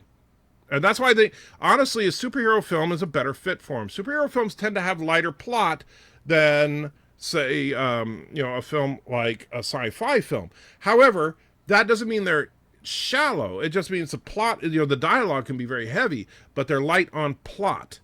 Plot is usually very, very black and white with a superhero film. Bad guy wants to destroy the world. Heroes need to stop. That kind of thing. But along the way, you make the characters interesting and all that. And I think JJ is fully capable of doing that. I don't understand why the people were so angry about the birds in Force Awakens. What's the problem with the birds? The birds were cool in the Force Awakens. I don't know either, Alexander. What you should do is to watch Barbie and Rock and Roll. I need to get the time for that. As soon as I get this video done, Alexander, that is next on my list. I promise. I watched a video yesterday about Patrick Stewart saying the Picard show would be very different than TNG. If it wasn't, he wouldn't have agreed to it. Yes, I know. But very different doesn't necessarily mean bad. I'm okay with it being a unique show. I mean, because this is kind of a quest story for whatever, Stewart is, Picard is no longer in Starfleet, and he's trying to accomplish a goal, whether that goal is prevent a war, whatever. Okay, I'm okay with that. What I would not be okay with, so very different does not mean good or bad. It just means different. That's okay. However, continuity shattering different is not good. If they're just going to ignore the fact that there have been 1,000 different starships that were not in Discovery, and you need to show some of those, yeah, screw them. Dan says, no, in Star Wars Legends, good Jedi were able to force heal, which is some of the use some of their life energy to drain to people to heal a little. Dark Jedi were able to force drain life out of someone. Yes, and we saw both of those in that movie, and I don't have a problem with that. Well, so sounds good. Let's send about like you me know through Skype. We're go. Absolutely. I don't know for sure. It's going to depend. Like I said, I got a lot to try and get done. I still wait about my hoodie. It's about dream to have that 10K hoodie. It took a while. I don't know. Have you checked with if they've said they've shipped it yet? If so, you should be able to get tracking info. It took a while for mine. In fact, when I got it, I'd forgotten that I'd ordered it. I'm a big boy. I can take it. Ed Trigger 2020 again. What Frank told Freddie during their first tryst. Oh, jeez. I'm ready to go in your stream anytime. Don't worry if Nerdrotic doesn't want you. You can have us. I know, Thomas. And you know what? You guys are more important to. I love Nerdrotic. He's a great guy, but you guys are priority one. But I'm just saying, if Nerdrotic, my only issue with Nerdrotic is that he keeps talking about me on his streams. And if he wants to talk about me, then he can talk to me. And he says, "Oh, Anti-Checker, why aren't you on the show? Yeah, we need to get you on." And then, he has all the cards. He knows full. He's got 100 plus. He's pushing 200,000 subs now, and so, does he really think that if he invites me on his show, I'm not going to show up? Come on, I'd be stupid not to, because hey, you get exposure. But regardless, I think that so it's a little disingenuous. Nerdrotic, come on now. If you want me on, I'm there. Just say the word. You got my Twitter handle. All right? I sent you 3 messages that you did not respond to. I feel sorry for JJ. He actually tried his damnedest to fix, or as close as he could, yet they still got crap for it. But I still love the shouts and cries of shippers. Well, yeah. Actually, I have some extra box lights. We could talk about it off stream if you want. I think I have 2 or 3 spares, but they're no stands. That's all right, because I can make do with these work lights until I can afford the lights I want. Roxanne says, I would like to see a longer endgame. What Antrigger was told by Mrs. Antrigger on their first date. Ha ha. Wow, so there's the more subscriptions you have, the more you have to spend on equipment. Well, kind of, yeah. At least, because I'll tell you, most of the money that I make off the channel, and it's not a huge amount, but most of the money I make on the channel, I put right back into trying to make the channel better so that eventually the channel will support me. At least we should have met MCU Aunt May naked in Endgame. In the final battle, it'd have been cool. No, I don't think that would have worked. Perhaps the reason why you aren't welcome on Nerd Stream is because they're jealous of your long Klingon hair. That must be it. Modernity. I don't even know. What is that even? I don't even know that word. So you taught me a new word today. Have you heard the supposed leaks about Commander Maddox being the villain in Picard? Nope. And I don't want to hear the leaks because I want to go into it with an open mind. And you know what? I think that's a big part of why I liked Rise of Skywalker better than a lot of the Phantom Menace, because I wasn't spending all my time obsessing over how bad it was for 2 years before it came out. I simply said, and I said all along, when it comes out, I'll watch it. And then I watched it, and I said, it wasn't that bad. But if you've been obsessing, for example, let's say the force healing thing, right? I've heard people bitching about force healing for months and months and months and months, right? That, oh my God, I heard they're going to do force healing. Oh, that's so horrible. That's horrible, horrible, horrible, horrible, horrible. And so since they've already had it in their mind that it's horrible, when they see it happen in the movie, they say, it's horrible. They've already convinced themselves it's a bad movie before they saw the damn movie. Why not a tribble ship? We never see a tribble ship because tribbles are dumb. Sir Patrick has gone on record for saying he wants this to be a response to Trump and Brexit. That's why he lost his faith, because Orange Man was elected as head of Federation. I know. And if they actually have any direct reference to that, I will scream. I will tell you, that will piss me off. If it's subtle, I'm okay with it. If they, if that's the motivation behind the scenes, but you can't tell that by watching it, I'm okay. I think Lucas is good at directing. Dialogue, however, is not straight. You think Lucas is good at directing? Holy crap. You and I got to have a serious talk. George Lucas created Jar Jar Binks. It was good. Okay. Captain Spark says they don't have to say the Federation went Republican or the Federation respects America in the show when they're saying that's what's in the interviews. But here's the thing. And this is the problem, Captain Spark. This is at the very core of the problem. Is that people confuse what the celebrities and directors and stuff are saying in interviews and stuff with what's actually in the show. If it's not, you know what? Brie Larson has always been a freaking nutjob dirtbag SJW, right? That doesn't mean that Captain Marvel is a nutbag dirtbag SJW. It just means that Brie Larson is. All right. And so Patrick Stewart is a nutbag, dirtbag SJW. Now, he's a great actor. Don't get me wrong. I'm not dissing his acting ability. But he is a nutbag, dirtbag SJW. Sorry, it's just a fact. For people that love Patrick, go ahead. I love Patrick Stewart in a lot of stuff. All the way, I loved him in Dune. But that doesn't mean that he is a great person. It just means that he's a great actor. All right? I don't care what they say in interviews. I really don't. What I care about is what's on screen. They can say anything in the world. You know, you could say that about any movie ever. You could say, well, you know, the original Star Wars, The Empire, was based on the Republicans. It's not in the movie, so I don't care. All right? You could say, oh, well, you know, back when, they made the original Star Trek, the Klingons were based on the Russians. That's not on the show, so I don't care. You know, so what I do care about is the actual content on screen. All right. If the content on screen is good, I will celebrate it. If it is crap, I will diss it. And we'll see in just about 1 week. At least we'll see part 1. Dan says, do you think the Discovery-looking ships and children are 100% built from scratch, or do you think they're taken from a museum and place where decommissioned ships are?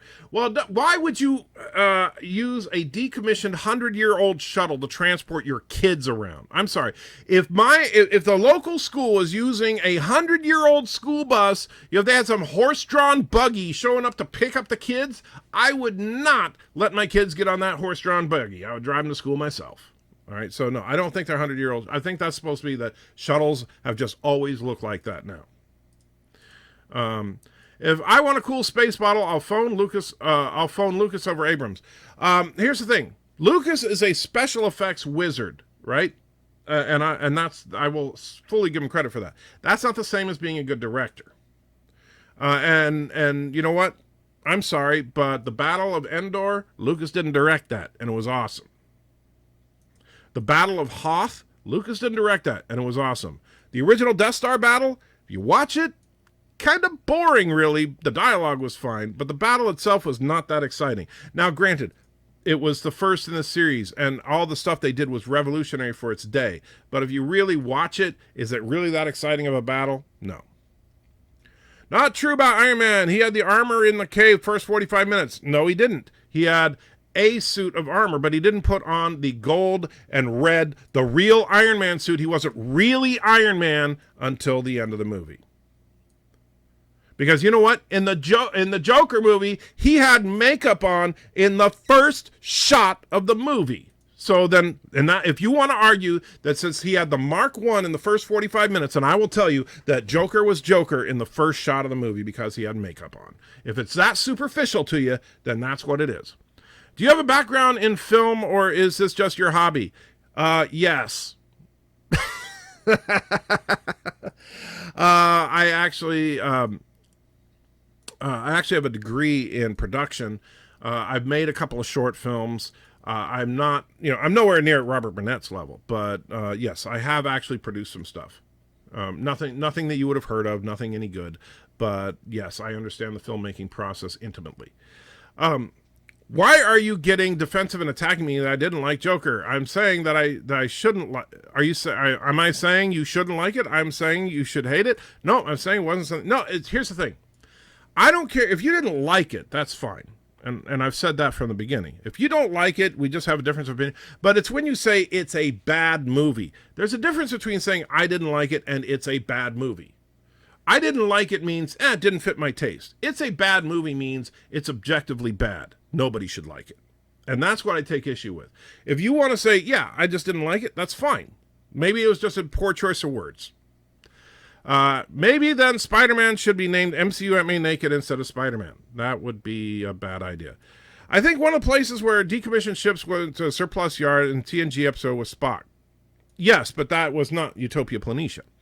Captain Picard mentioned he saw a Constitution class in a fleet museum. Yes, and we didn't see a Constitution class, did we? Nope.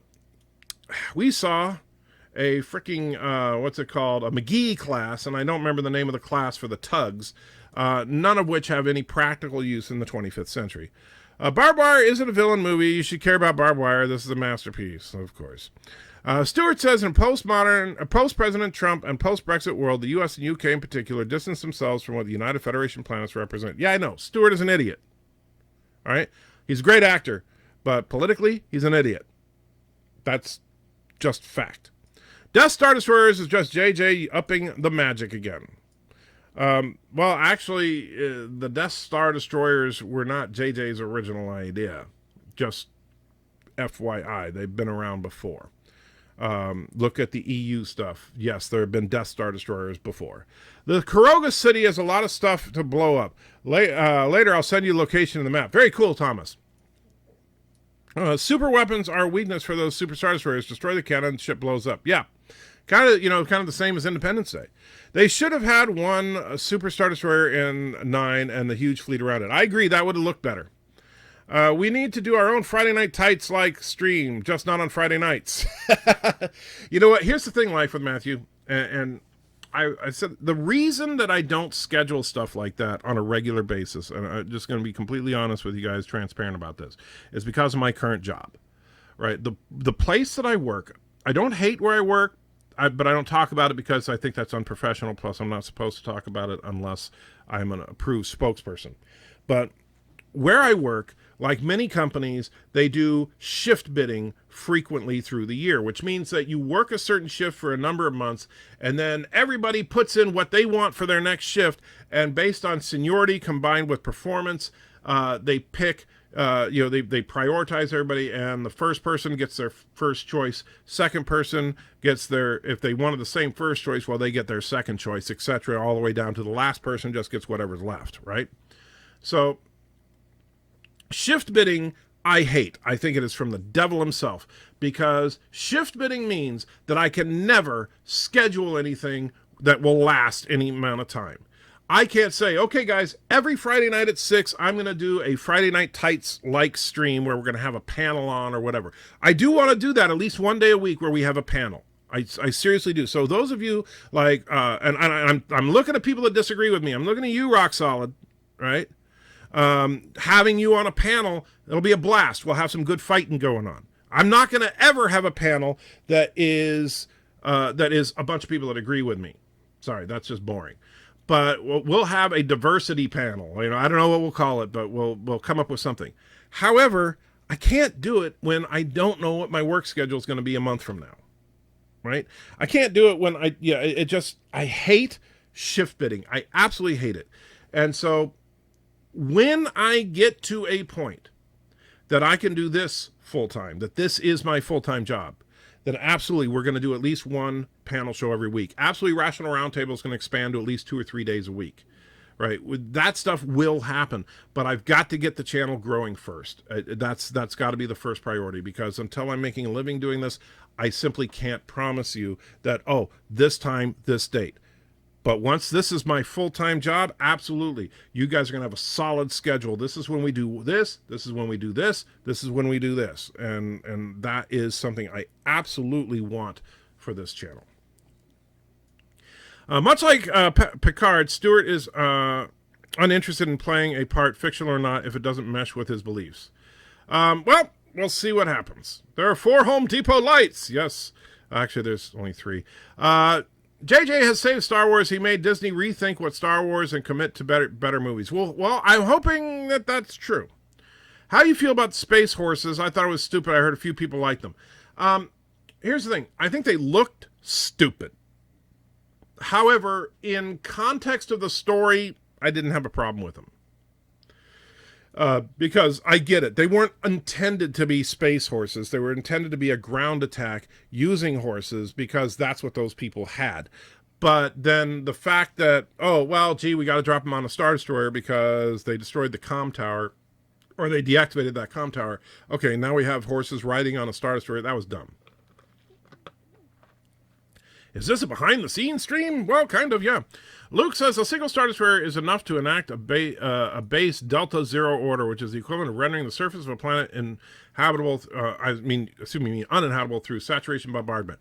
Actually, Luke, here's the problem. That should be the case, but it's not in the movies anywhere. So, and that's why when I argue about canon, it's not in the movies. Man, where was I?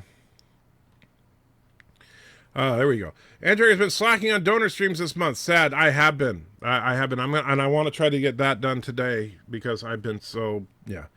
Work beats talent when talent refuses to work. Work beats talent when talent refuses. Well, that's true. Those Husky work lights are fine. Use a sheet of cooking paper to diffuse them a bit. I've done that as far as using the cooking paper, but I don't have any handy. One might say I have a bat in my belfry. Yes, the Joker would say that. This is why Darth Vader is more skilled with the Force than Vader? Okay. On my 50 sub stream at 2933 is a mother-daughter light. One lamp points up and the other is flexible arm. Oh, yeah, I've seen those. Okay. I use flex to point the screen, main to point general light. Gotcha. I just didn't know that's what they were called. Well, MCU now have Hulks right now, too. The MCU right now have the Hulks right now, too. The Hulks. Oh, you mean, yeah, I know. But we'll see what they do with that. Greetings, Andrew, fellow ethnic nerds. Hey, Shomer, I know that you said that like a half an hour ago, but I'm sorry I'm so far behind. I disagree. Anything with Rebel Williams is bad by default. I'm not sure who Rebel Williams is, so I'm not sure what I said about that you would disagree with. Money is tight right now, so not a subscriber. You'll have to invite me. We play on the substream. That's fine, Cinnabon. I understand. Enterprise Season 3, the Forgotten Tucker said hell it didn't take 1,000 starships like Enterprise to blow up an entire planet. It'd take at least 1,000 starships like Enterprise to blow up an entire planet. I don't remember him saying that, but here's the thing. A starship can, well, first of all, you're talking the NX class, that is old tech, but we know that in the original series era, a single starship can wipe out a planet.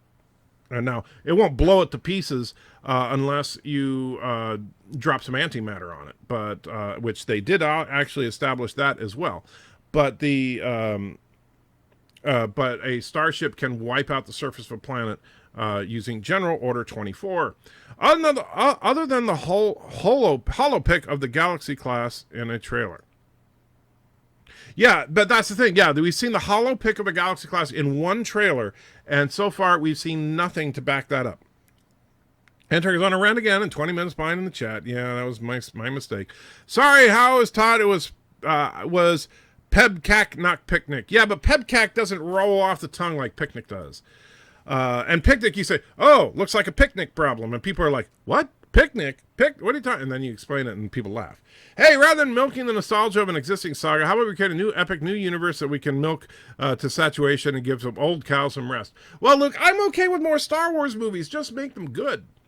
I'm confused how hating Tom Hanks because he's in a movie is wrong, but hating Star Trek Discovery ships in the Picard series is okay.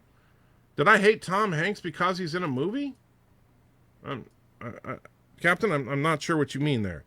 What I'm saying is a movie is not good or bad because I said a movie is not good or bad based on just like if Tom Hanks is in a movie, like a lot of people love Tom Hanks, right? Tom Hanks is in a movie, it doesn't mean the movie is good. It just means Tom Hanks is in it. If as far as hating the ships in the Picard series is okay to hate. I hate their presence because here's the thing. They have not shown us one shred of evidence that they care, except for the I'll give credit where credit is due. Except for the hologram of a Galaxy class that we see in one shot in one trailer.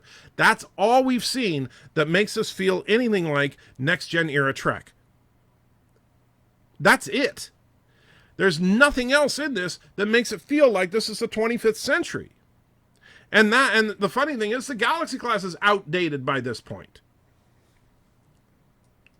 In Babylon 5, they showed future time where Earth was blown back to the medieval era. The monks spoke of rebuilding the Earth and its technology, but this time they would do it right. Okay. So the Sith are Highlanders, Trigger. They all live in the one that killed them. Apparently, yes. The Picard prequel comic book, the shipyards and space station are just like in Voyager Relativity, but can't seem to do this in the short trek. I haven't read the comic books, but do they show ships that are modern? That's a question. I'm serious. Do they? And Peter, not Peter. Dan, if they show modern ships, or do they still just show Discovery era ships? So the Sith, I already read that. I wasn't bitching. I was simply agreeing with you that Rey should have turned to the dark side because she was a Palpatine and trapped into the dark side so often. Well, maybe it's the way you phrased it, Rock Solid.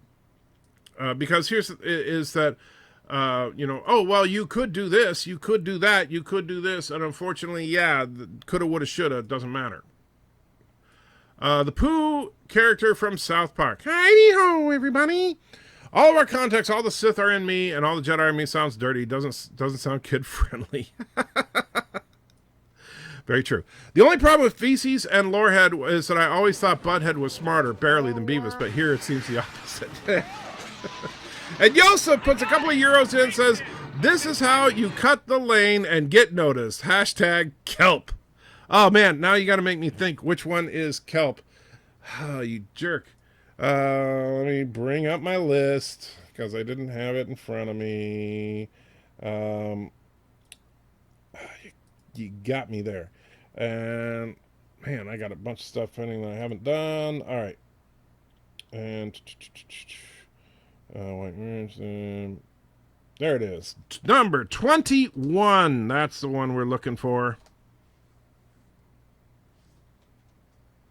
And Borg. It is with cooking with the Borg and the Borg. The guy with the go, and we're gonna make the kelp. Here's to bring out the kelp. Yeah, okay. Okay, the kelp, get it in the pot. Get in the pot here. And then the stir and stir the kelp. That's a good kelp. Okay.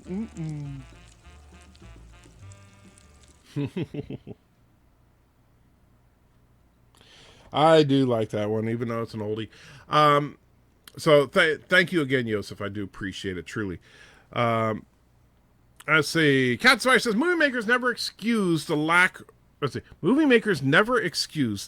for information with they're explaining the comics, games, and novels. That's lazy writing. Force healing is just tossed in the movie. Cop out. Okay, here's what I'm saying. And first of all, I agree with you on that. I personally found, for example, when Star Trek 2009 came out, there were a lot of people defending Star Trek 2009 because people say, oh, Nero was a crappy villain. And they say, no. If you read the Countdown comics, they explain Nero's backstory, and it's really interesting and deep and fun, which is all true, but you shouldn't have to read a comic book to get what's in the movie. So I was saying, yeah, I enjoyed Star Trek 2009 as a popcorn movie, but all the stuff in the Countdown comics should have been in the movie. Honestly, that would have made the movie a whole lot better, but they cut it. Now, or they didn't cut it, but they never produced it. They turned it into a comic book, which was stupid. Now, and Sci-Fi Nation puts $2 in and says, here, have $2. Big head, LOL, number 50. Big head? Hello, world. Big head? That just hurts, Sci-Fi Nation. That just really hurts. Sir, we are being hailed. On screen. What is your problem? I am Lore. Do you need help? I have a YouTube channel. My YouTube channel is Lore Reloaded. Let me guess, their rubber band broke, right? I make YouTube go.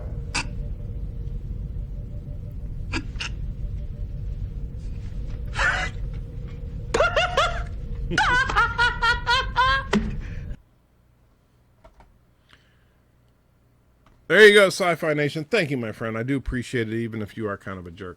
It's funny because I just happened to glance over at the monitor when I was playing, and I saw, oh, look what's sitting there. Because just kind of funny. Since we were talking about that a minute ago. Anyway, back to what Captain Spire was saying. Okay, so as far as the Force healing, I don't think that first of all, I think that the Force healing was unnecessary. So I'm not defending the way it was implemented in the film. I'm simply saying that people that are pissed off because it exists are basically, because here's the thing. Before Palpatine just suddenly shot lightning at Luke, nobody had heard of Force lightning. right? That was a mind-blowing scene right there. When the Emperor says, "You will be destroyed," and then the lightning shoots out. I don't know how old you are, Captain Spire, but I remember seeing that in theaters and going, "Holy crap, he could shoot lightning!" You know, where did that come from? But nobody's saying, "Oh, geez, they threw in another force power just because it was convenient." Cop out. No. And so here's the thing. So as far as the force healing, I think it was unnecessary because I think that Rey should have died and Ben should have been the final Skywalker. You know, but unfortunately that's not what they did. And even, you know, and because here's the thing. Even though, okay, I get that Kathleen Kennedy wouldn't let them make Rey go evil. But you know what? If Rey had committed the ultimate sacrifice and died in Kylo Ren's arms, and then he decided to go home and say, "I'm Ben Skywalker," that still would have been 100 times better than what we got. And so does that make sense? I hope so. Dan23 says, I find it annoying when YouTuber does a video listing something and says it all in the title and they miss like 6 things out of they didn't use the word at all, won't have such problem. Okay, I'm not sure, did I do that or are you just saying that in general? I don't mind the use of older ships at Utopia as long as they were not in use the frontline starships. Flowercraft's Corvette was used after the World War II as a fighting ship, so has the president. I get that, Nathan, I do. But the problem, again, is not the presence of the old ships. It's the lack of presence of anything modern. All right? We've seen one holographic image of a Galaxy class. Other than that, we've not seen anything to indicate that the next generation, the original series, the movies, anything ever happened. It's all been Discovery, apparently, except for one holographic image. Why can't we see one damn starship that's a classic design? For your 2020 presidential run, what are the policies that you will be enforcing of your ascension to God Emperor? Well, here's the thing, Sean. First of all, that's a false premise. I'm not going to ascend to God Emperor. I will be the duly elected president, and I will commit my administration to eliminating God Emperors such as Bird of Prey 5. How do you feel about the oh man, are you going to get me with my dyslexia? The Boreal Romulans, I know I'm probably mispronouncing that, in Picard. Don't know anything about that, Loquicious. I'm not reading all the behind-the-scenes stuff. I don't know what the storyline of Picard is going to be. All I know is what's in the trailers, and, you know, yes, they show some Romulans. I don't know where they're from. I don't know what's going on with them. Breaking Karoga, Capital has fallen. Bird Ran is crashing 500 cars along the way. Nice, Thomas. Loquisha said, I think Gary is very overwhelmed and kind of scatterbrained. Keep on him and ask him a couple of times a week about Friday night. It's very possible he's not ignoring you intentionally. Oh, I know. Here's the thing, Loquisha. That's why I said everything I say about Gary's in love. I love the man. He's a great guy. All right. Gary is awesome. And I get it. If my channel, like his, suddenly ballooned to 170,000 subscribers, first of all, I would be on my knees thanking God every day because that would mean I could quit my job and just do this. But second of all, yes, all of a sudden you've got, you know, I understand his inbox has got to have thousands of things from it because he's got 170,000 people that follow his channel. So if 1% of those people are sending him messages, that's 1,700 messages, right? So that's just crazy. I understand that. That being said, he knows me. He knows my Twitter handle. If he wants to reach out to me, he absolutely can. And so that's my only problem with it, is that he is repeatedly, and because here's the thing, he has channel, and it's not about channel size or anything like that, because he has big people and small people that are on his Friday Night Tights, but he has Odin on every single week. He has Jeremy on every single week, right? He keeps talking about what a great guy I am. He has me on twice. I would love to be on Friday Night Tights every week, but he doesn't want me on. I don't know why. That's just his way.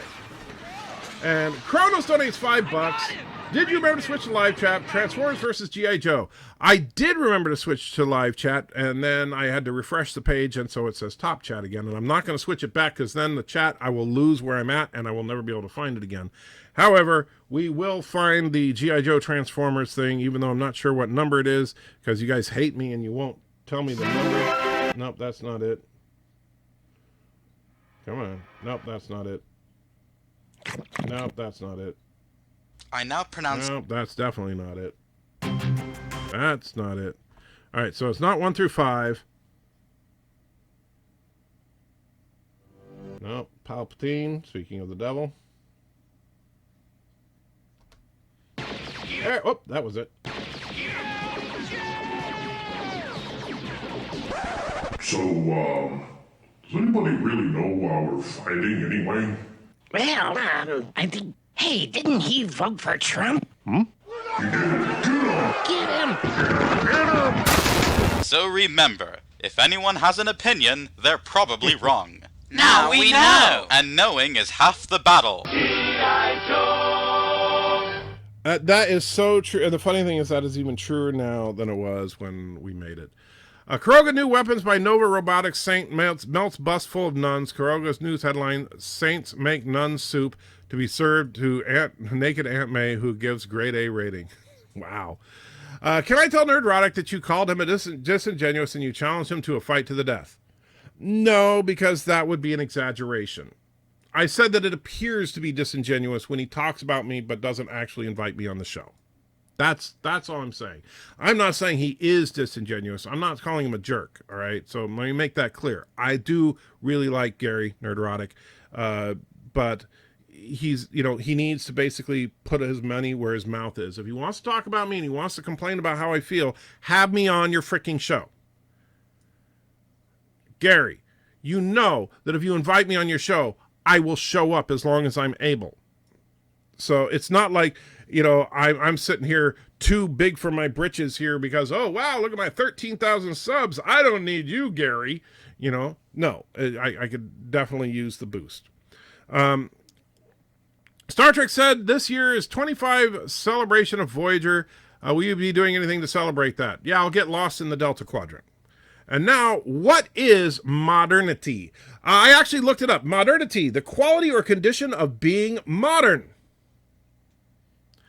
Didn't Palpy heal Annie a bit after he was gravely wounded? Good question, because he did do something, and that is actually something interesting, Kronos, because both Obi-Wan and Palpatine did a very similar move, touching the person on the head when Luke after the Sand People fight and Anakin after being burnt. So that may be an early iteration of Force healing. They need to tell all production companies to get back to story. I agree. Story and character needs to come before spectacle. Quick, Discord, Hitchhiker's Guide, new series. I'm not going to Discord right now. I'm way too far behind, but that's cool. Wait, Picard lost faith of the heart? No. When I went to the cinema to watch Freddy vs. Jason, I thought it would be bad, but it was a masterpiece. It's a wonderful movie. You know what? I enjoyed Freddy vs. Jason, but I would not call it a masterpiece. I think Lucas is good at directing as long as he has good editors on his team. I disagree. Here's the thing. I look and try to do this objectively. And like I said, I know I get into this stuff. I've got a little bit of a background in it, so I understand that I look at this from a different perspective than most people. But watch Star Wars. I'm sorry, I refuse to call it A New Hope. It's the original Star Wars. Watch that movie. Watch it carefully. Watch Mark Hamill. Watch Harrison freaking Ford, someone who's considered one of the greatest actors of our generation, right? Watch Carrie Fisher. Watch all of the characters and how they interact. Then watch Empire Strikes Back and Return of the Jedi. Night and effing day. All right? And it's not because all of a sudden Mark Hamill became a better actor. All right? It's because you had a better director. A great director brings out greatness in the performances of his actors. A not so great director doesn't. And I'm sorry, but the performances we got out of George Lucas across the board have been flat. Captain Spire puts $5 in. Thank you so much. I enjoy having a heated debate with you and take your family out to dinner. I don't hold grudges, and this is just good, fun nerd debating. Thank you. Absolutely, Cap. That's the point of this channel. Absolutely. Thank you, my friend. But yeah, and back to, as far as, so I know people, people don't want to to knock George Lucas, and I understand that. But then after you watch Empire and Jedi, then go back and watch the prequels. Pay attention to Ewan McGregor. Pay attention to Samuel L. effing Jackson, right? And you will see that they're all flat. They are all missing something whenever George Lucas is directing. Why? Because he doesn't know how to push actors into great performances. He just doesn't. And that's not his wheelhouse. His wheelhouse is spectacle. He's incredible at making visual effects, and his wheelhouse is storytelling. He's incredible at breaking a good story. If someone else had written the screenplay and directed the prequels using George Lucas's story outline, the prequels would have been awesome instead of just okay. And Peter says, an Andrew, I'll be 42, Dorothy 2 this year. What a time. Oh, at 42 when there's a new Hitchhiker's Guide. That is awesome news. I wish that was the case for me. I don't know. When did Hitchhikers come out? The last one. Anyway, I thought the way that the prequels and New Hope were shot well. The fight scenes between Maul, Obi, Jin, and Anakin Obi were shot amazingly well. Episode 3's opening was the best of any Star Wars movie. But again, here's the thing. You're confusing action. As far as directing action sequences, yeah, Lucas is good. He's competent. And that's where he's got a true eye for visual effects. Jar Jar Binks, as much as people like to malign Jar Jar Binks was an incredible achievement in visual effects, right? And that's something that George Lucas has pioneered all the way through the saga, is visual effects. However, you got to watch the actors, that's where a director because here's the thing about action sequences. George Lucas doesn't make the action sequence awesome. The choreographers do. All right? George Lucas, and it's the acting performances that you get are what I'm talking about as far as what makes a director. You're confusing a director with choreography, with visual effects, and stuff like that. It's not the same thing. Yes, the director has to piece all of this together, but that's not the primary focus of the director is to get a great performance out of your talent, and George Lucas can't do that. Did you like Last Waltz? Scorsese directed that, and it's a concert movie. I have not seen it. Nathan, I've never been a fan of Captain Marvel because the DC Captain Marvel was my favorite, and Marvel did the scumbag thing to DC. Only good thing Captain Marvel ever did was to empower Rogue. Well, first of all, Nathan, let me say this. You're kind of wrong about Marvel doing a scumbag thing to DC. Because when Marvel created Captain Marvel for their comics, first of all, the reason they did it was because they were called Marvel Comics. Why not have a Captain Marvel? When they did that, DC didn't have any kind of Captain Marvel in publication. What happened was, I can't remember the name of the company now, but Captain Marvel was being produced by a third-party company. Not DC, not Marvel. And for some reason, I'm just spacing what it is. I know it, but I can't remember. Anyway, this is the Golden Age Captain Marvel and the Marvel family and stuff. That was all created back in the day. And Sci-Fi Nation throws $2 in. Thank you so much. And you said, my bad, your head isn't as big as a hobbit. LOL 23. Sci-Fi Nation, I hate you.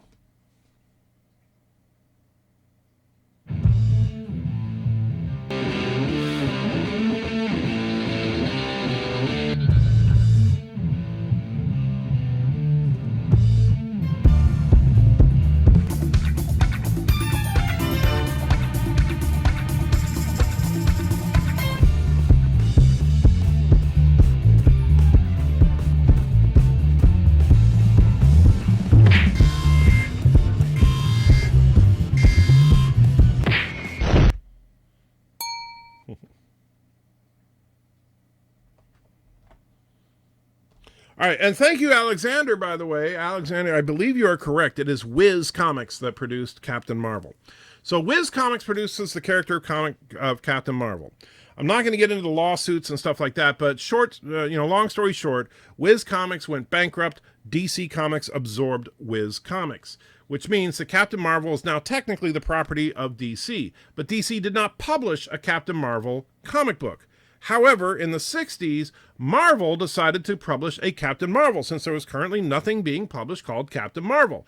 And they created their version of Captain Marvel, aka Marvel. And then DC decided to bring back Captain Marvel.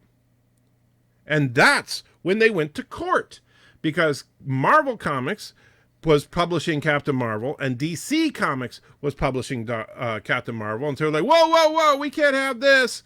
And so they ended up going to court, and the court ruled, and rightly so, that since DC did not have an active publication called Captain Marvel, they could not, they could not do a cease and desist against Marvel Comics.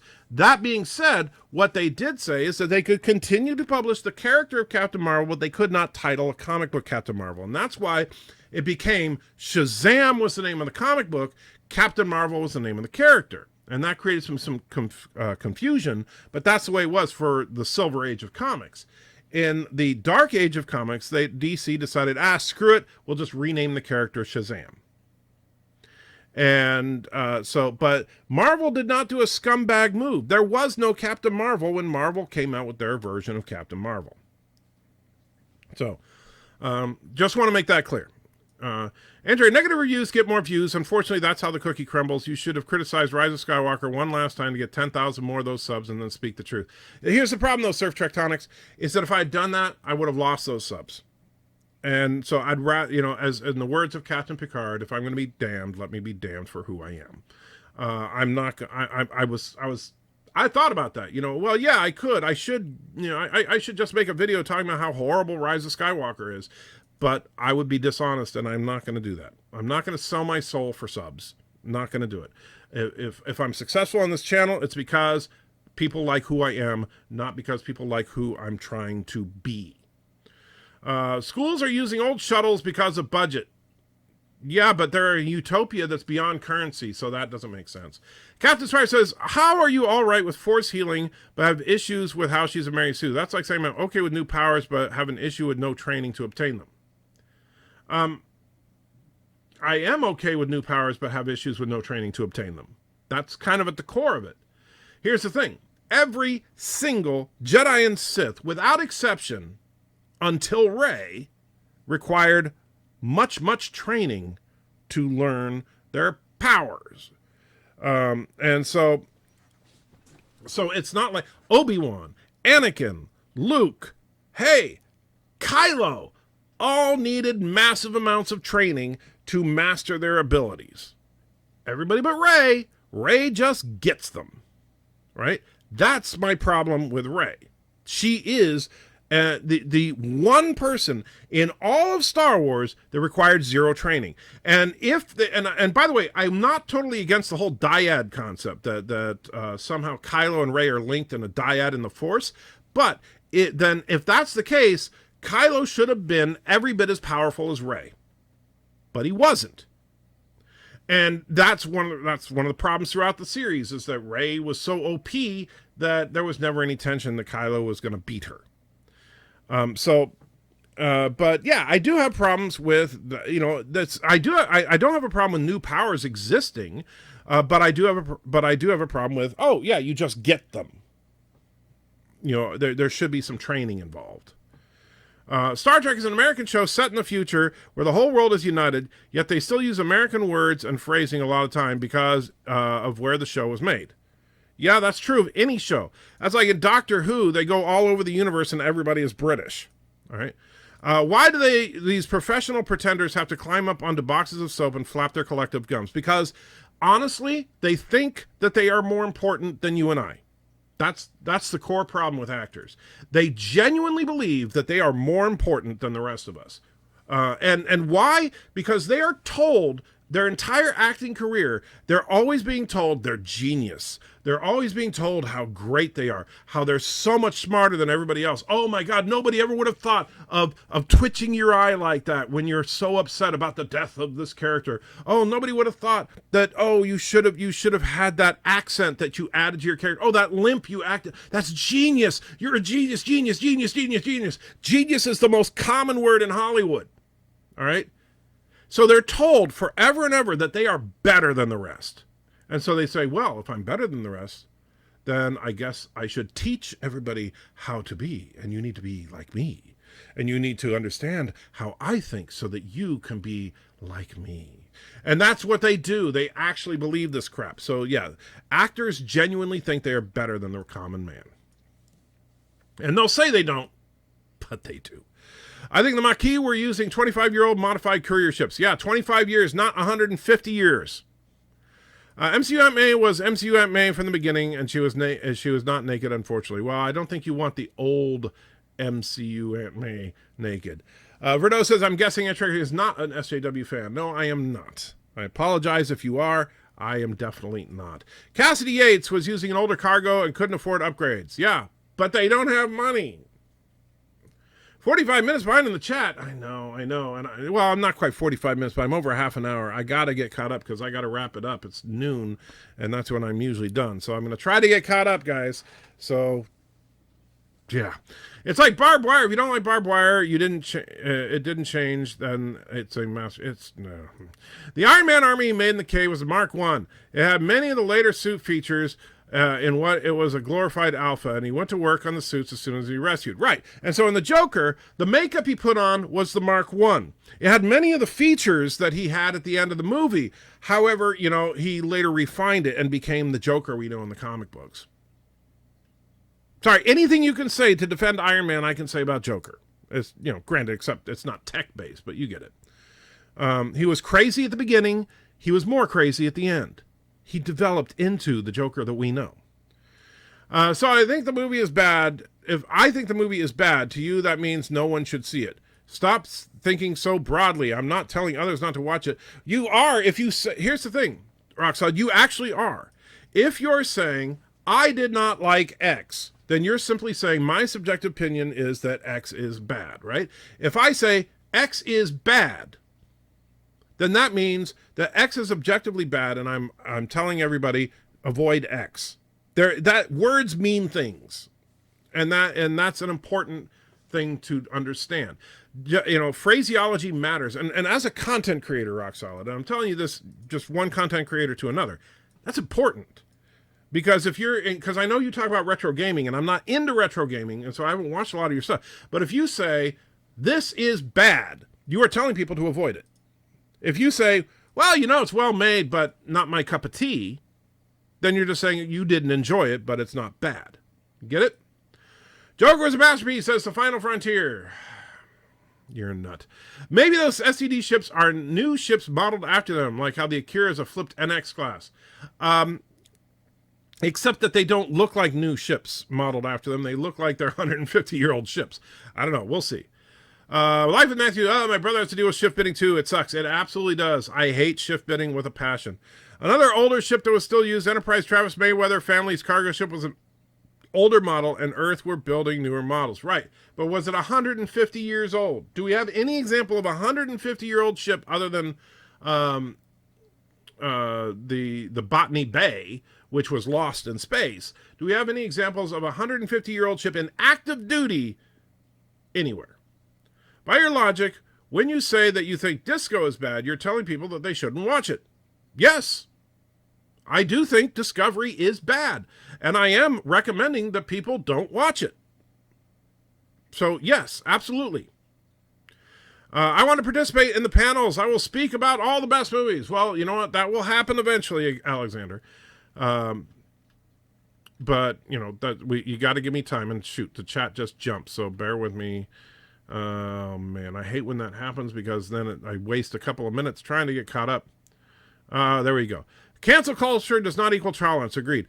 Stark's armor suit in the cave isn't Iron Man because it doesn't have Jarvis. It ain't Iron Man unless the suit is computer augmented. Well, there's an argument for you.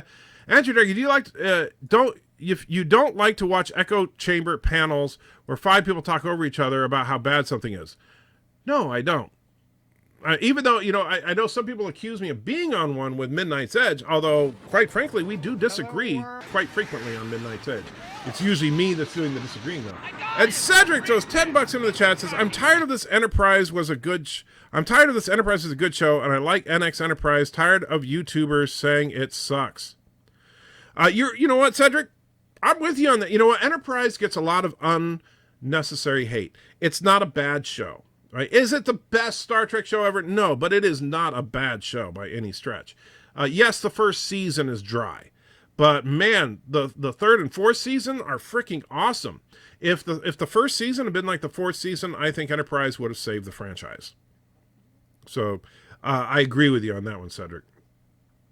Alexander, it's not really horses. This is another species. Well, yeah, but you get the idea. They look like horses. Captain Spire says, wait, in all caps. You know, you're supposed to put anti-trekker in to get my attention, assuming that's what you're trying to do. And then Kronos puts in $5 and says, I'm trying to be more like you every day. I just lost. Hold on. Let me bring it up in my thing because I was an idiot and didn't bring it up a minute ago because why be prepared when I can just try to not be prepared? I'm trying to be more like you every day. I just ran my knee into a brick wall, slapped on the floor, and hurt my back, and got hair extensions. Fear I made a big mistake. Show me the French cat super chat. All right, my friend. If I can find it. I think it's number 1.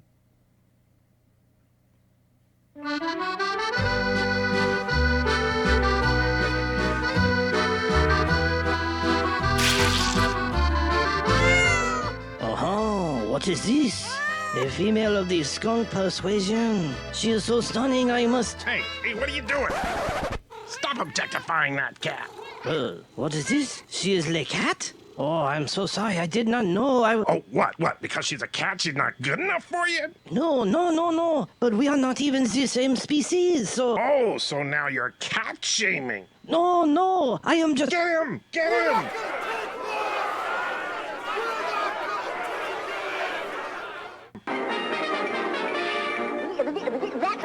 Oh, so objectifying women and cat shaming is not bad enough? Now you have to make fun of the disabled? Jeez.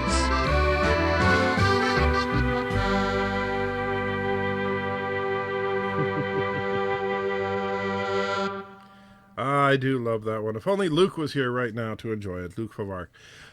So Captain Spire says, wait, don't forget, please put at anti-trigger because I'm so far behind in the chat. But it says, how can you just say it's not in the movies, but excuse force healing because it's in everything but the movies? Excellent point. And here's what I'm saying. Force healing, the thing about force healing is everybody was saying that JJ made this up and just threw it in. He didn't make it up. It was all over the EU. He just pulled that from the EU. Now, when it comes to canon, however, if it's not in the movies, it didn't happen, right? So that means that until you see force healing in the movies, you can't say it's established fact. Now, I think there is a substantial case to be made that Obi-Wan and Palpatine used force healing. I think that's actually, I hadn't thought about that, but I may do a video on that. But the idea is that, no, he didn't just pull the idea out of his butt. The idea's been around, it just hadn't been implemented. All right. That's the argument that people make that it pisses me off. It's not that if you don't like force healing, that's fine. But if you want to say JJ just pulled it out of his ass because he needed something, no, it's been around for a long time. He just implemented it for the first time. Does that make sense? I hope so.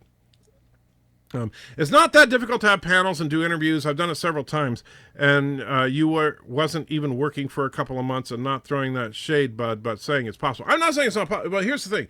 I know I haven't been working for a while, but keep in mind, Sci-Fi, that most of that time I have been fighting the pain, fighting depression, fighting a lot of stuff to try and just keep functional.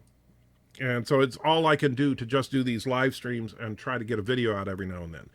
That being said, you're right. It's not that difficult to have panels and do interviews, but what you tend to do, and I'm not knocking this because that's just the way it works for you. You tend to, like, you start a show and you say, okay, who wants to join, right? And then you have people on. I'm not going to do it that way. I'm going to do it more like how Friday Night Tights is. It will be scheduled. It'll be, okay, if we say we do Wednesday night wipers or something, and so on Wednesday night we're talking, and it's like, okay, this week it's gonna be Alexander and Dan23 and Captain Spire and Rock Solid, right? And so then we get together, and that way I can send to you guys in advance, here's the topic we're gonna argue about, get read up on it, because we're gonna do a knockdown drag out on this topic, right? That's how I want to do it. It's not gonna be improv, if that makes sense. Dan23 says, Generations had a shuttle similar to the one in Star Trek V, but it was slightly longer. I don't remember that, but I'll take your word for it. We should do a panel about the Baku. The Baku is not, I'm sorry, Alexander, that's not going to be a subject. I know you like talking about oddball stuff like that, but we're going to talk about things that are relevant. I'm sorry. I hope Bird of Prey will get its Rose Tico series. I hope not. The Death Star chunks hyper-exploded onto a different planet from Endor is what Visual Dictionary said, so the throne room would have exploded into dust particles when it hit the surface. Except that that's not what you see, this is the thing. And I don't know what the Visual Dictionary said. I don't care what the Visual Dictionary said, to be honest with you. I care about what's in the film. And the film shows that they are on the moon of Endor. That's where they are. And I actually already demonstrated that chunks of the Death Star did, in fact, in canon, survive the explosion in Return of the Jedi. You can see chunks, and in fact, one particular chunk that is about the right shape in that movie. What are you doing, Auntie? Huh? Where are you going? You think you're running away? Not only is Andrew behind, he's having a slight skipping issue. Well, I'm sorry, Cronus, I've got to get caught up. We should have more MCU Aunt May. No. We should. Did you hear about Marvel's New Warriors live action? I'm not sure if it's canceled or going ahead. I have not heard any news on New Warriors. Do you think that Palpatine cares about birds in Force Awakens? No, I do not. Star Trek Online has the Odyssey class. This ship was used in the Picard prequel comics. Yeah, but just because it was in the prequel comics doesn't mean it'll be in the show. And a Star Trek Online ship, I'm sorry. Give me something that was in fricking Star Trek, not in a video game about Star Trek. Andrew, I just put supercut list and description of each line. I know, I used to do that, and I need to do that again. It's just that the description got so ridiculously long. Here, I have $2. Thank you again, Sci-Fi Nation. Life with Matthew says, for me, a lot comes down to if the Countdown comic came out before the movie. If after, then it was a sloppy patch to add the movie. No, and actually, I'll say this. In both cases of Picard and in Star Trek 2009 and in Star Trek Into Darkness, the Countdown comic came out before the movie. It was part of the plan. Kronos wants to see Force vomiting. That would be hilarious. All right, and he's back. And then she just went to get a drink. Let's see. In the Picard comic is the shipyard space station. Then Geordi LaForge looking out the window on space docks, and there's no ships. Maybe one looks like a saucer. Okay. I was like that, shocked when Palpy shot the lightning. Yeah, it was absolutely shocking. And that's the thing. People think that, new force powers, but they did it before. They did it in, several times. And in fact, for example, forced pull was not in the original Star Wars. But guess what? It was in Empire, new power, right? And then, of course, forced lightning wasn't in Star Wars or Empire, but it was in Jedi. So yeah, new stuff all the time. Forced jumping wasn't in the original trilogy at all, but showed up in episode 1. So, same with Force running. This is all like the Ewoks movie. Why do people hated the movie? It was a masterpiece. Because it was not a masterpiece. Andrew, you have a relatively large head. Well, that's because I have a relatively large brain. Can I send you the image from Picard prequel comic on Twitter? Sure, Dan. I'll check it out. What do you think about the comeback of Jar Jar Binks? I don't think it's ever going to happen. Just for clarification, Gary is nerdrotic, not rock solid. Yeah, well, rock solid Gary is just a jerk. Nerdrotic Gary, I love him. He's a great guy. Effing Snake Eyes. He deserves it. Okay. Not sure what you're talking about. Rossonati says, good afternoon, Ant Trigger. How you doing, Rossonati? Schrober says, I think we'll have Joshua's next animation. What super chat? No, not that one. No, not that. No, not that one. Hours later. No, not that one. Jerk. I will never subscribe to Nerdrotic. I've subscribed to Bella's Toy Chest. Well, you know what? Nerdrotic's not a bad channel. All right, so yeah. I like Gary Nerdrotic. Just making sure it doesn't confuse people as he hates Gary Rock Solid. That's true. Thank you for clarifying that. The Gary I hate is Rock Solid. The Gary I like is Nerdrotic. And not to be confused with Gary Trek 95 either. I like him. The only Gary I really hate is Rock Solid. Have to head to work. Have a good rest of your live stream. And I know he said that a while ago. Sorry. Alexander says, watch Final Frontier and you know it's a masterpiece, or you will know it is not. Do you think we will see any of the Xindi serving in Starfleet and Picard? No, I don't think they're going to ever mention the Xindi again. Yes, never call it A New Hope. Always Star Wars. Yes, Christopher. You give Rise of Skywalker a 7. No, I give it a 6, actually, was my final score. And now you're being ignored by Gary. It's almost like he'd rather be surrounded by yes men. Well, I'm not going to say that about him. I know there are some people in the Phantom Menace that would do that. I'm not going to accuse Gary of anything directly, but I just say it has the appearance of disingenuousness when he talks about me all the time, says he wants me on his show, but doesn't have me on the show. Jar Jar Binks was incredible acting. No. Gary does have an official relationship with Geeks and Gamers, so those folks are gonna get priority. But others, come on, just pester him and don't expect him to reach out since he books impromptu. He doesn't book impromptu. All right, that's the thing. He has the same people on every week. All right, he invites them every week. So yes, I do expect. Here's the thing. Gary says he wants me on the show. I said, great, Gary, let's do it. And no response for weeks. So I've responded to Gary several times, starting back in December, and he has not responded once. So he's not interested in talking to me, or he would have responded to me sometime in the last month. 2005, The Hitchhiker's film. It's that 2005? So let me see. 898. Yep, too bad. Wasn't 42. My bad. Your head isn't as big. You're a hobbit. Yeah, you jerk. Alexander says, Captain Marvel, Shazam. Oh, well, not anymore. Now Shazam is Shazam, and Captain Marvel is Captain Marvel. Wiz Comics created Captain Marvel. Yes, thank you for that. I do appreciate that. Eric says, good afternoon. Sorry I'm late. That's okay. So am I. Bird of Prey says, if you're successful on this channel, it's because of Auntie. Well, Auntie definitely helps, don't you, Auntie? She sleeps a lot. I'm glad you were honest. I feel like other YouTubers like Geeks and Gamers just do whatever gets them subs. I'm not going to comment directly on Jeremy or Geeks and Gamers or anything like that, but yeah, there are some people that just say what their audience wants to hear, and that will never be me. Anyway, Dynamite Comics is better. They've read Sonya, well, and the Lone Ranger. No thanks. And Sci-Fi Nation says, at Bird of Prey 5 and Josh and Miles and Mrs. Anti-Trigger. Okay. Bird of Prey says, I'm happy Anti-Trigger was honest. I also think for the most part everyone has been honest and a lot of people hate it. I don't think they're lying. Well, here's the thing, Bird. I certainly don't think Gary's lying. I don't think that Mecha's lying. I don't think that Doom Talk is lying. But I do think that their hatred of it is influenced by the fact that they've spent months hating it before it came out. And it's one of those things, it's actually an interesting phenomenon. If you act like something is bad, you will tend to not like it. If you act like something is good, you will tend to enjoy it. So what I said for the entire build-up to Rise of Skywalker is, we'll see when it comes out. And look at that. I had a middle-of-the-road reaction.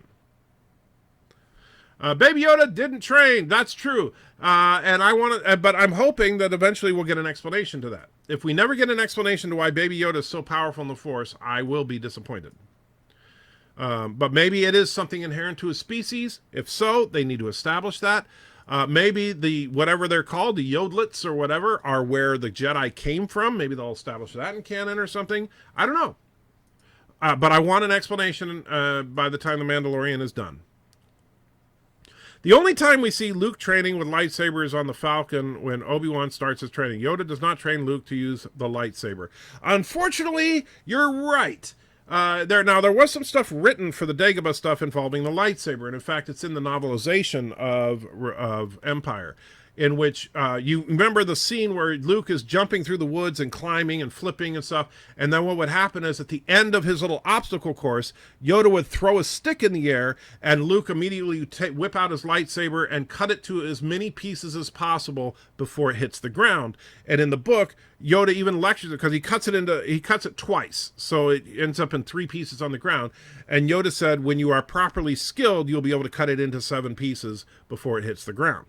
So you're right. That's not in the movie. But it is kind of implied that Luke trained with the lightsaber because Yoda was his Jedi master. And let's see. P. Cornerbridge Okay, not sure what that means. Missed the classic sci-fi movies like 2001, Alien, E.T., Close Encounters, Forbidden Planet, etc. I missed them too, but I do like, I like the Star Trek and Star Wars movies, just not what they've done lately. Nathan says, Ray being Mary Sue is like that is a slap in the face to people who had to earn everything they got back and took 5 minutes to do Rocky-style training montage. I would have been happy. Yeah, that's the thing. If they had just done a simple training montage with Luke instead of all the stupidity of the Jedi must die, if she had some kind of training in The Force Awakens, something. Nobody had to be taught to do Jar Jar Binks. That's true. Did you have fun taking Bird of Prey 5's Female Harem Army in the last night game stream? Yeah, it was fun. I like Jonah Hex, and this is objectively a masterpiece. No, it is not. Did you get invited on the Common Man cast? No, I have not. Not that I know of. Don't have any messages from them. I don't even know what the Common Man cast is, to be honest with you. I'm be interested if I'm always down for a good group discussion. USS Constitution is over 200 years old and still considered an active military ship in the U.S. Navy. Granted, it's a museum ship. It is possible that there were museum pieces. I get that, Vile, but why have we not seen anything from established canon other than Star Trek Discovery? That's my problem. You get what I'm saying? It's not... Yes, there's excuses you can come up with for the existence of those ships, and I'm fine with that, but you've got to show me that the Federation is still the freaking Federation. Yes, there is if the same ship USS Bozeman is in First Contact. Well, we don't know that for sure if that's the same Bozeman or not. And Cedric, thank you so much for those $5 more into the chat, and I'm sure it'll pop up in the big thing in a second. Star Wars is fantasy, and you can pop up new without explanation. Yes and no. Yes and no, my friend. Because here's the thing about fantasy, sci-fi, any kind of strange world concept stuff. You can literally do anything, right? You can make it so that people, and there goes the thing on there. You can make it so that people poop out rainbows and their farts turn into unicorns in the air, right? They can do anything, but the one thing you must do is follow the established rules of your universe, right? If you break the rules of universe, then you break continuity, you break suspension of disbelief. And that's the big problem with Rey and Star Wars. Without exception, everybody had to train. Even the most powerful Force user of all time, Anakin Skywalker, had to train for 10 years before he was competent with the Force. But Rey... No, she gets it just because she literally closes her eyes and wishes she has the Force and gets the Force. I guess there's a difference between us. If something is bad, if someone wants to see something, I won't deter them from it. I think disco is bad, but I still watch hoping. Well, I think disco is bad too, and I still watch it hoping as well. But I will. If somebody asks for my recommendation is avoid it like the plague. If I say something is bad, it's to start a discussion, not end it. You can have a discussion if both parties don't have the knowledge and good points. Well, that's fine, too. We can have that discussion, and I don't mind that. If you say, I think X is bad, and I say, I think X is good, now let's hash it out, right? That's fine in a debate-type form. But what I'm saying, Rock Solid, is that you are a content creator. You have 8,000+ people that follow your channel, which means that what you say matters. I got it! All right? So when you say this is bad, that means something. That carries some weight. And so you need to treat that power with respect. Kronos donated $5. Says, could you bring back the quick animations when people got $1 donation? Kind of miss those. Can I please have Bird's Klingon life story? You can, and I need to do that. That's not a bad idea.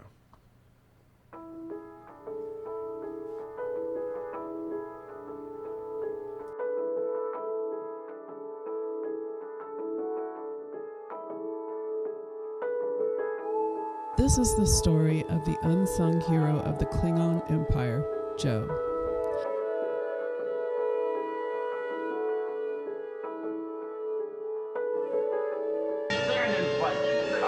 Joe was the only Klingon in history to dare to call Captain James T. Kirk a coward and live.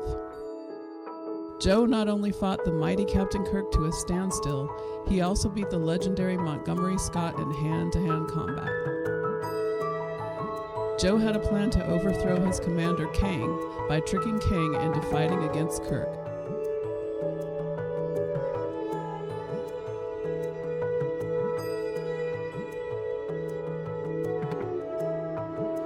But the fight was interrupted by several Starfleet officers. Joe then made the mistake of trying to fight Spock in hand-to-hand combat. Spock used a Vulcan nerve pinch on Joe, causing severe nerve damage. It was years before Joe could even speak again.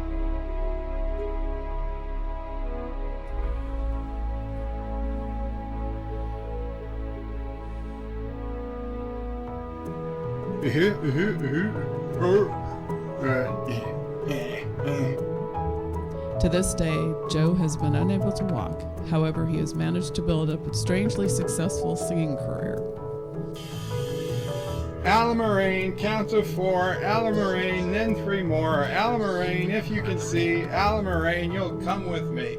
Alamarine, count to 4, Alamarine, then 3 more. Alamarine, if you can see, Alamarine, you'll come with me. Alamarine, count to 4, Alamarine, then 3 more. Alamarine, if you can see, Alamarine, you'll come with me.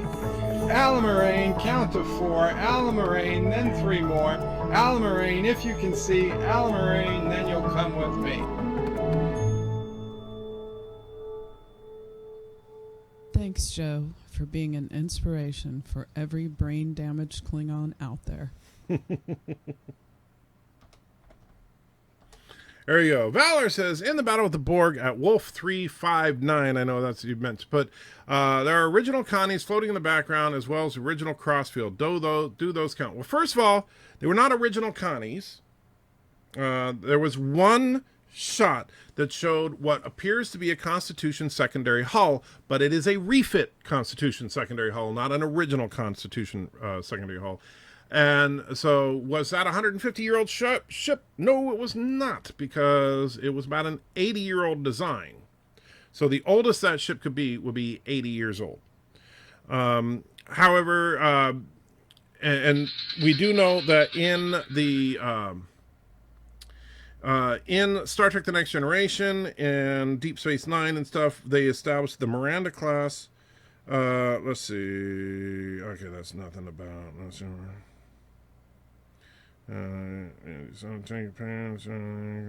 Process. Oh, okay. Take a look at that. So the sorry, weird phone call.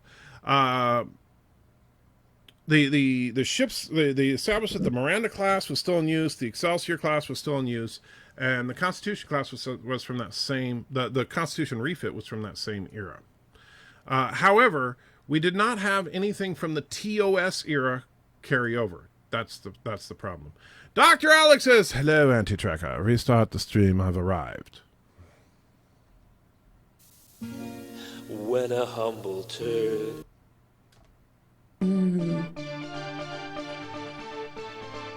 Hey guys, Michael J. Crawford, the Anti-Trekker here. I can now start the stream because Dr. Alex is here. Of course, he's probably left by now. I swear I saw Force Healing in a few episodes of Clone Wars. I'm not sure. I haven't watched all of Clone Wars, so I'm in like season 2 or 3 of Clone Wars. Tiki says, okay, we get it. You love J.J. Abrams. When's the gay wedding? I don't love J.J. Abrams. I think he's a competent director. Anyone should admit that Tonto is a hero. Objectively, Tonto is one of the greatest heroes ever. Tonto saved the Lone Ranger so often. He's always succeeded to track the outlaws. I think you may not understand what objectively means. Sci-Fi Nation, you are a jerk, and when Anti-Trekker, you are a jerk, and when Anti-Trekker, it is a badge of honor. Well, when I say that, yes. And everyone else, after the stream, leave a comment on the test stream I did last night to wish the Vile Child a happy birthday. If you did not already, it will make your day. Oh, very cool. Very cool, Vile Mike. I will try to remember to do that. And so, knowing me, I will forget, but I hope I don't. And so, let me open that up in a new channel. So, okay. Maybe the idea of force healing was a round of his ass? No idea what you're talking about. Why are you against Flintstone 2099? Because Flintstone is prehistoric by definition. Setting it in the future makes 0 sense. Dan says, if I say something and it turns out to be incorrect or wrong, how bad is that? It just means you were incorrect or wrong. Picard third and final countdown comic delayed until after episode 1. Yeah, that's kind of funny. I understand there was some kind of weird issue that caused that, but yeah. We want more of you taking on Bird of Prey in his She-Male Harem game streams. Well, I will try to do that sometime in the future. A panel about the return of Jar Jar Binks would be amazing. No, it would not. Andy Jagger has a big head because his hot air expands. Jerk. Force jumping first appeared in The Empire Strikes Back. Really? Who force jumped in The Empire Strikes Back? I mean, Luke did a somersault, but you didn't see him jump like 30 feet in the air. Drag95 says, thank you, jerk. Candace says, Luke escaping the... Oh, you're right! The carbonite freeze field. Thank you, I stand corrected. We did see a force jump there. But we did not see force run until episode 1. I learned then that Picard in the ship is like a sausage? Okay. Dan says, okay, I found this Twitter at Anti-Trigger. That would be me. I remember Anti-Trigger said he wanted me on his show a while ago. Yes, I did. Nerdotic is about to go live. Of course he is. It's time for his nooner, and I'm about to finish up. I even if I don't get to the end of the chat, guys, so, you know, I'll be honest with you. If you're just now putting a chat in, I'm probably not going to get to it because I'm way the heck behind. I want Bella's toy chest. No. That's not going to cast shade on Jeremy. He's upfront and honest, telling people he puts on a persona of the algorithm. That's why I don't like his vids when he just talks. It's fun. I get it. And, you know, like I said, I subscribe to Geeks and Gamers. I don't watch all their videos, but yeah. Let's see. Well, I'm not sure what happened there. Oh, there we go. Loquisha says, I know Gary books the Geeks and Gamers people ahead of time. The other is a Friday night. I'm not sure, but it's often not planned very far out. Actually, it is. I will tell you, because the first time I was on his show, he said, oh, well, let me schedule you for like 2 weeks. So yes, he does schedule it out. And for whatever reason, he has the same people on every single week. And, you know, whatever, that's fine. That's his choice. He can have whoever he wants on his show. But don't tell me he wants me on the show if he's not willing to schedule me on the show. Baby Yoda's so powerful in the Force, Anti because quantum. You may be right. The hate wagon has left the barn. I think many people are sick and tired of the negativity in the community. That's why I'm glad you and Bird and others are trying to be positive. Well, thank you, Sci-Fi Nation. Even though you're a jerk, I do appreciate that. Force Geloja, Force Diarrhea, Force. This is the reason why all the channels spit on Jar Jar Binks. They want to get subscribers at all costs, and they know that it's unfair hate against Jar Jar Binks will pay. You know what, Alexander? I think you think Jar Jar Binks is getting a lot more attention than Jar Jar is. Okay, I've set on Twitter. Just ask if you need any more information, pictures, links to picture. No problem sending stuff. All right, Dan. You don't need to say it about Jeremy and Geeks and Gamers. It's easy to see. He's just shallow, non-fan, ex-gaming channel. That's why I find him fake and why not even you on Phantom Tights could save it. Or Friday Night Tights could save it. Well, I appreciate the compliment. But, like I said, Jeremy is who he is. Peter says, I'm going to go at 6:30 p.m. Got to go get my head into the books for a while. See you later. All right, Peter, I know you're long gone. Is Bird sci-fi? Is Bird sci-fi or sci-fantasy? Bird is neither. Bird is an evil dictator. Sometimes you can watch a YouTuber, and when you on Twitter, you see them that they blocked you for some reason. Yeah, well, that does happen. So remember Anti-Trigger's joke theory. Bray is powerful because females learn the light side earlier. Oh, yes, because the Force is female. That was yeah. Did you say one should not have to read a book to understand a movie? Luke did not train with Yoda in lightsabers. Luke finds Vader without lightsaber training in Empire and Jedi. Well, here's the thing. And this is what you got to look at, is what is implied, what actually, and what you see on screen, right? So what we know from Empire is that Luke trained with Yoda but didn't complete his training. Now, then we skip to Jedi. Jedi takes place years later. Luke has not only continued his training because he's obviously more powerful in Jedi than he was at the end of Empire, but has built his own lightsaber. Unfortunately, there's a deleted scene where he actually did it, but, you know, we know he built his own lightsaber because they actually do say in Jedi that he built his own lightsaber. So that means that he has trained in between the two films. So even if we didn't see him train with Yoda, it doesn't mean he didn't train at all. He clearly trained.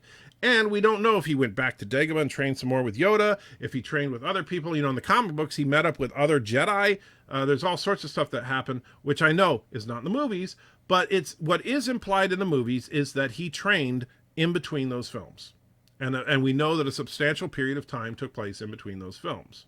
So that's why I don't have a problem with it, because it's a natural character progression for him. He would have continued. I mean, it's not like Luke's going to say, well, you know, I learned a couple of things. I'm done. No, I don't think that would make sense. What would make sense is that Luke would continue to practice and improve his skills. Why we couldn't have a USS Sandwich in Picard? Because that would be stupid.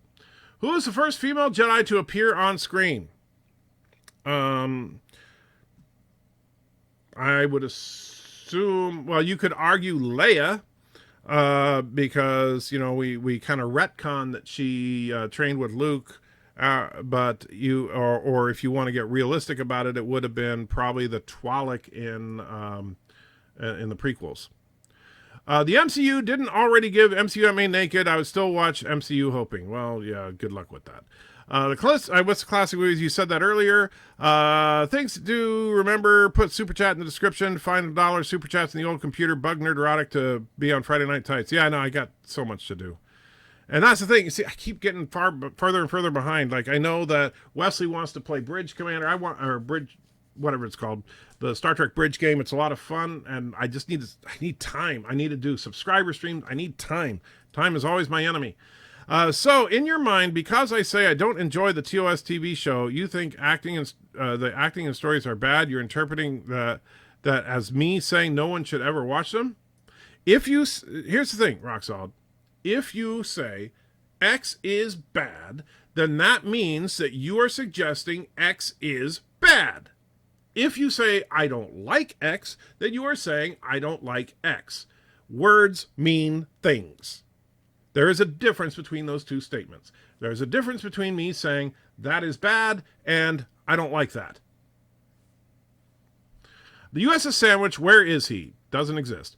The last short trek was awful. It's clear that Kurtzman and CBS executives never paid attention to TNG or TOS for the opening shot to the teacher who wrote the girl. Well, here's the thing. I didn't hate that short trek only based on what it stands alone as. As a standalone story, it was fine. I didn't have a problem with it. What I did not like, however, I agree that it's clear that they don't understand TNG or TOS, period. I can't remember what year, but it wasn't the Oberth, a 100-year-old ship that was still in service. The Oberth was another TMP-era ship, so we've never seen it 100 years after its first appearance. Let's see... I like that, Thomas. Somebody put in a hundo. I don't know what you're talking about. We want a panel about MCU Anime Naked. No, you do. That like American Dad when they keep adding new things Roger can do or forget something Roger can do. Okay. We want some positivity about Jar Jar Binks. No, we don't. Sean says, look at this, I'm caught up. I thought not much time had passed between Empire and Jedi. Luke went back to Yoda, but he died shortly after. How would you figure not much time passed between Empire and Jedi? I mean, seriously, how would you figure that? If you look at the events that took place, it's obvious that things had changed. Number one sci-fi, miss classic movies like 2001. Why do you post that again? Why are you posting that over and over? I read it the first time you posted it. I don't understand, number one sci-fi. You posted that like 3 times now. Did you have a bot doing that for you? Anyway, so now that I am actually caught up in the chat, I am going to end the stream because I got to get some work done. I got to do a subscriber stream. I got way too much to do to not call the stream there. So guys, have a good one. Take care and live long and prosper.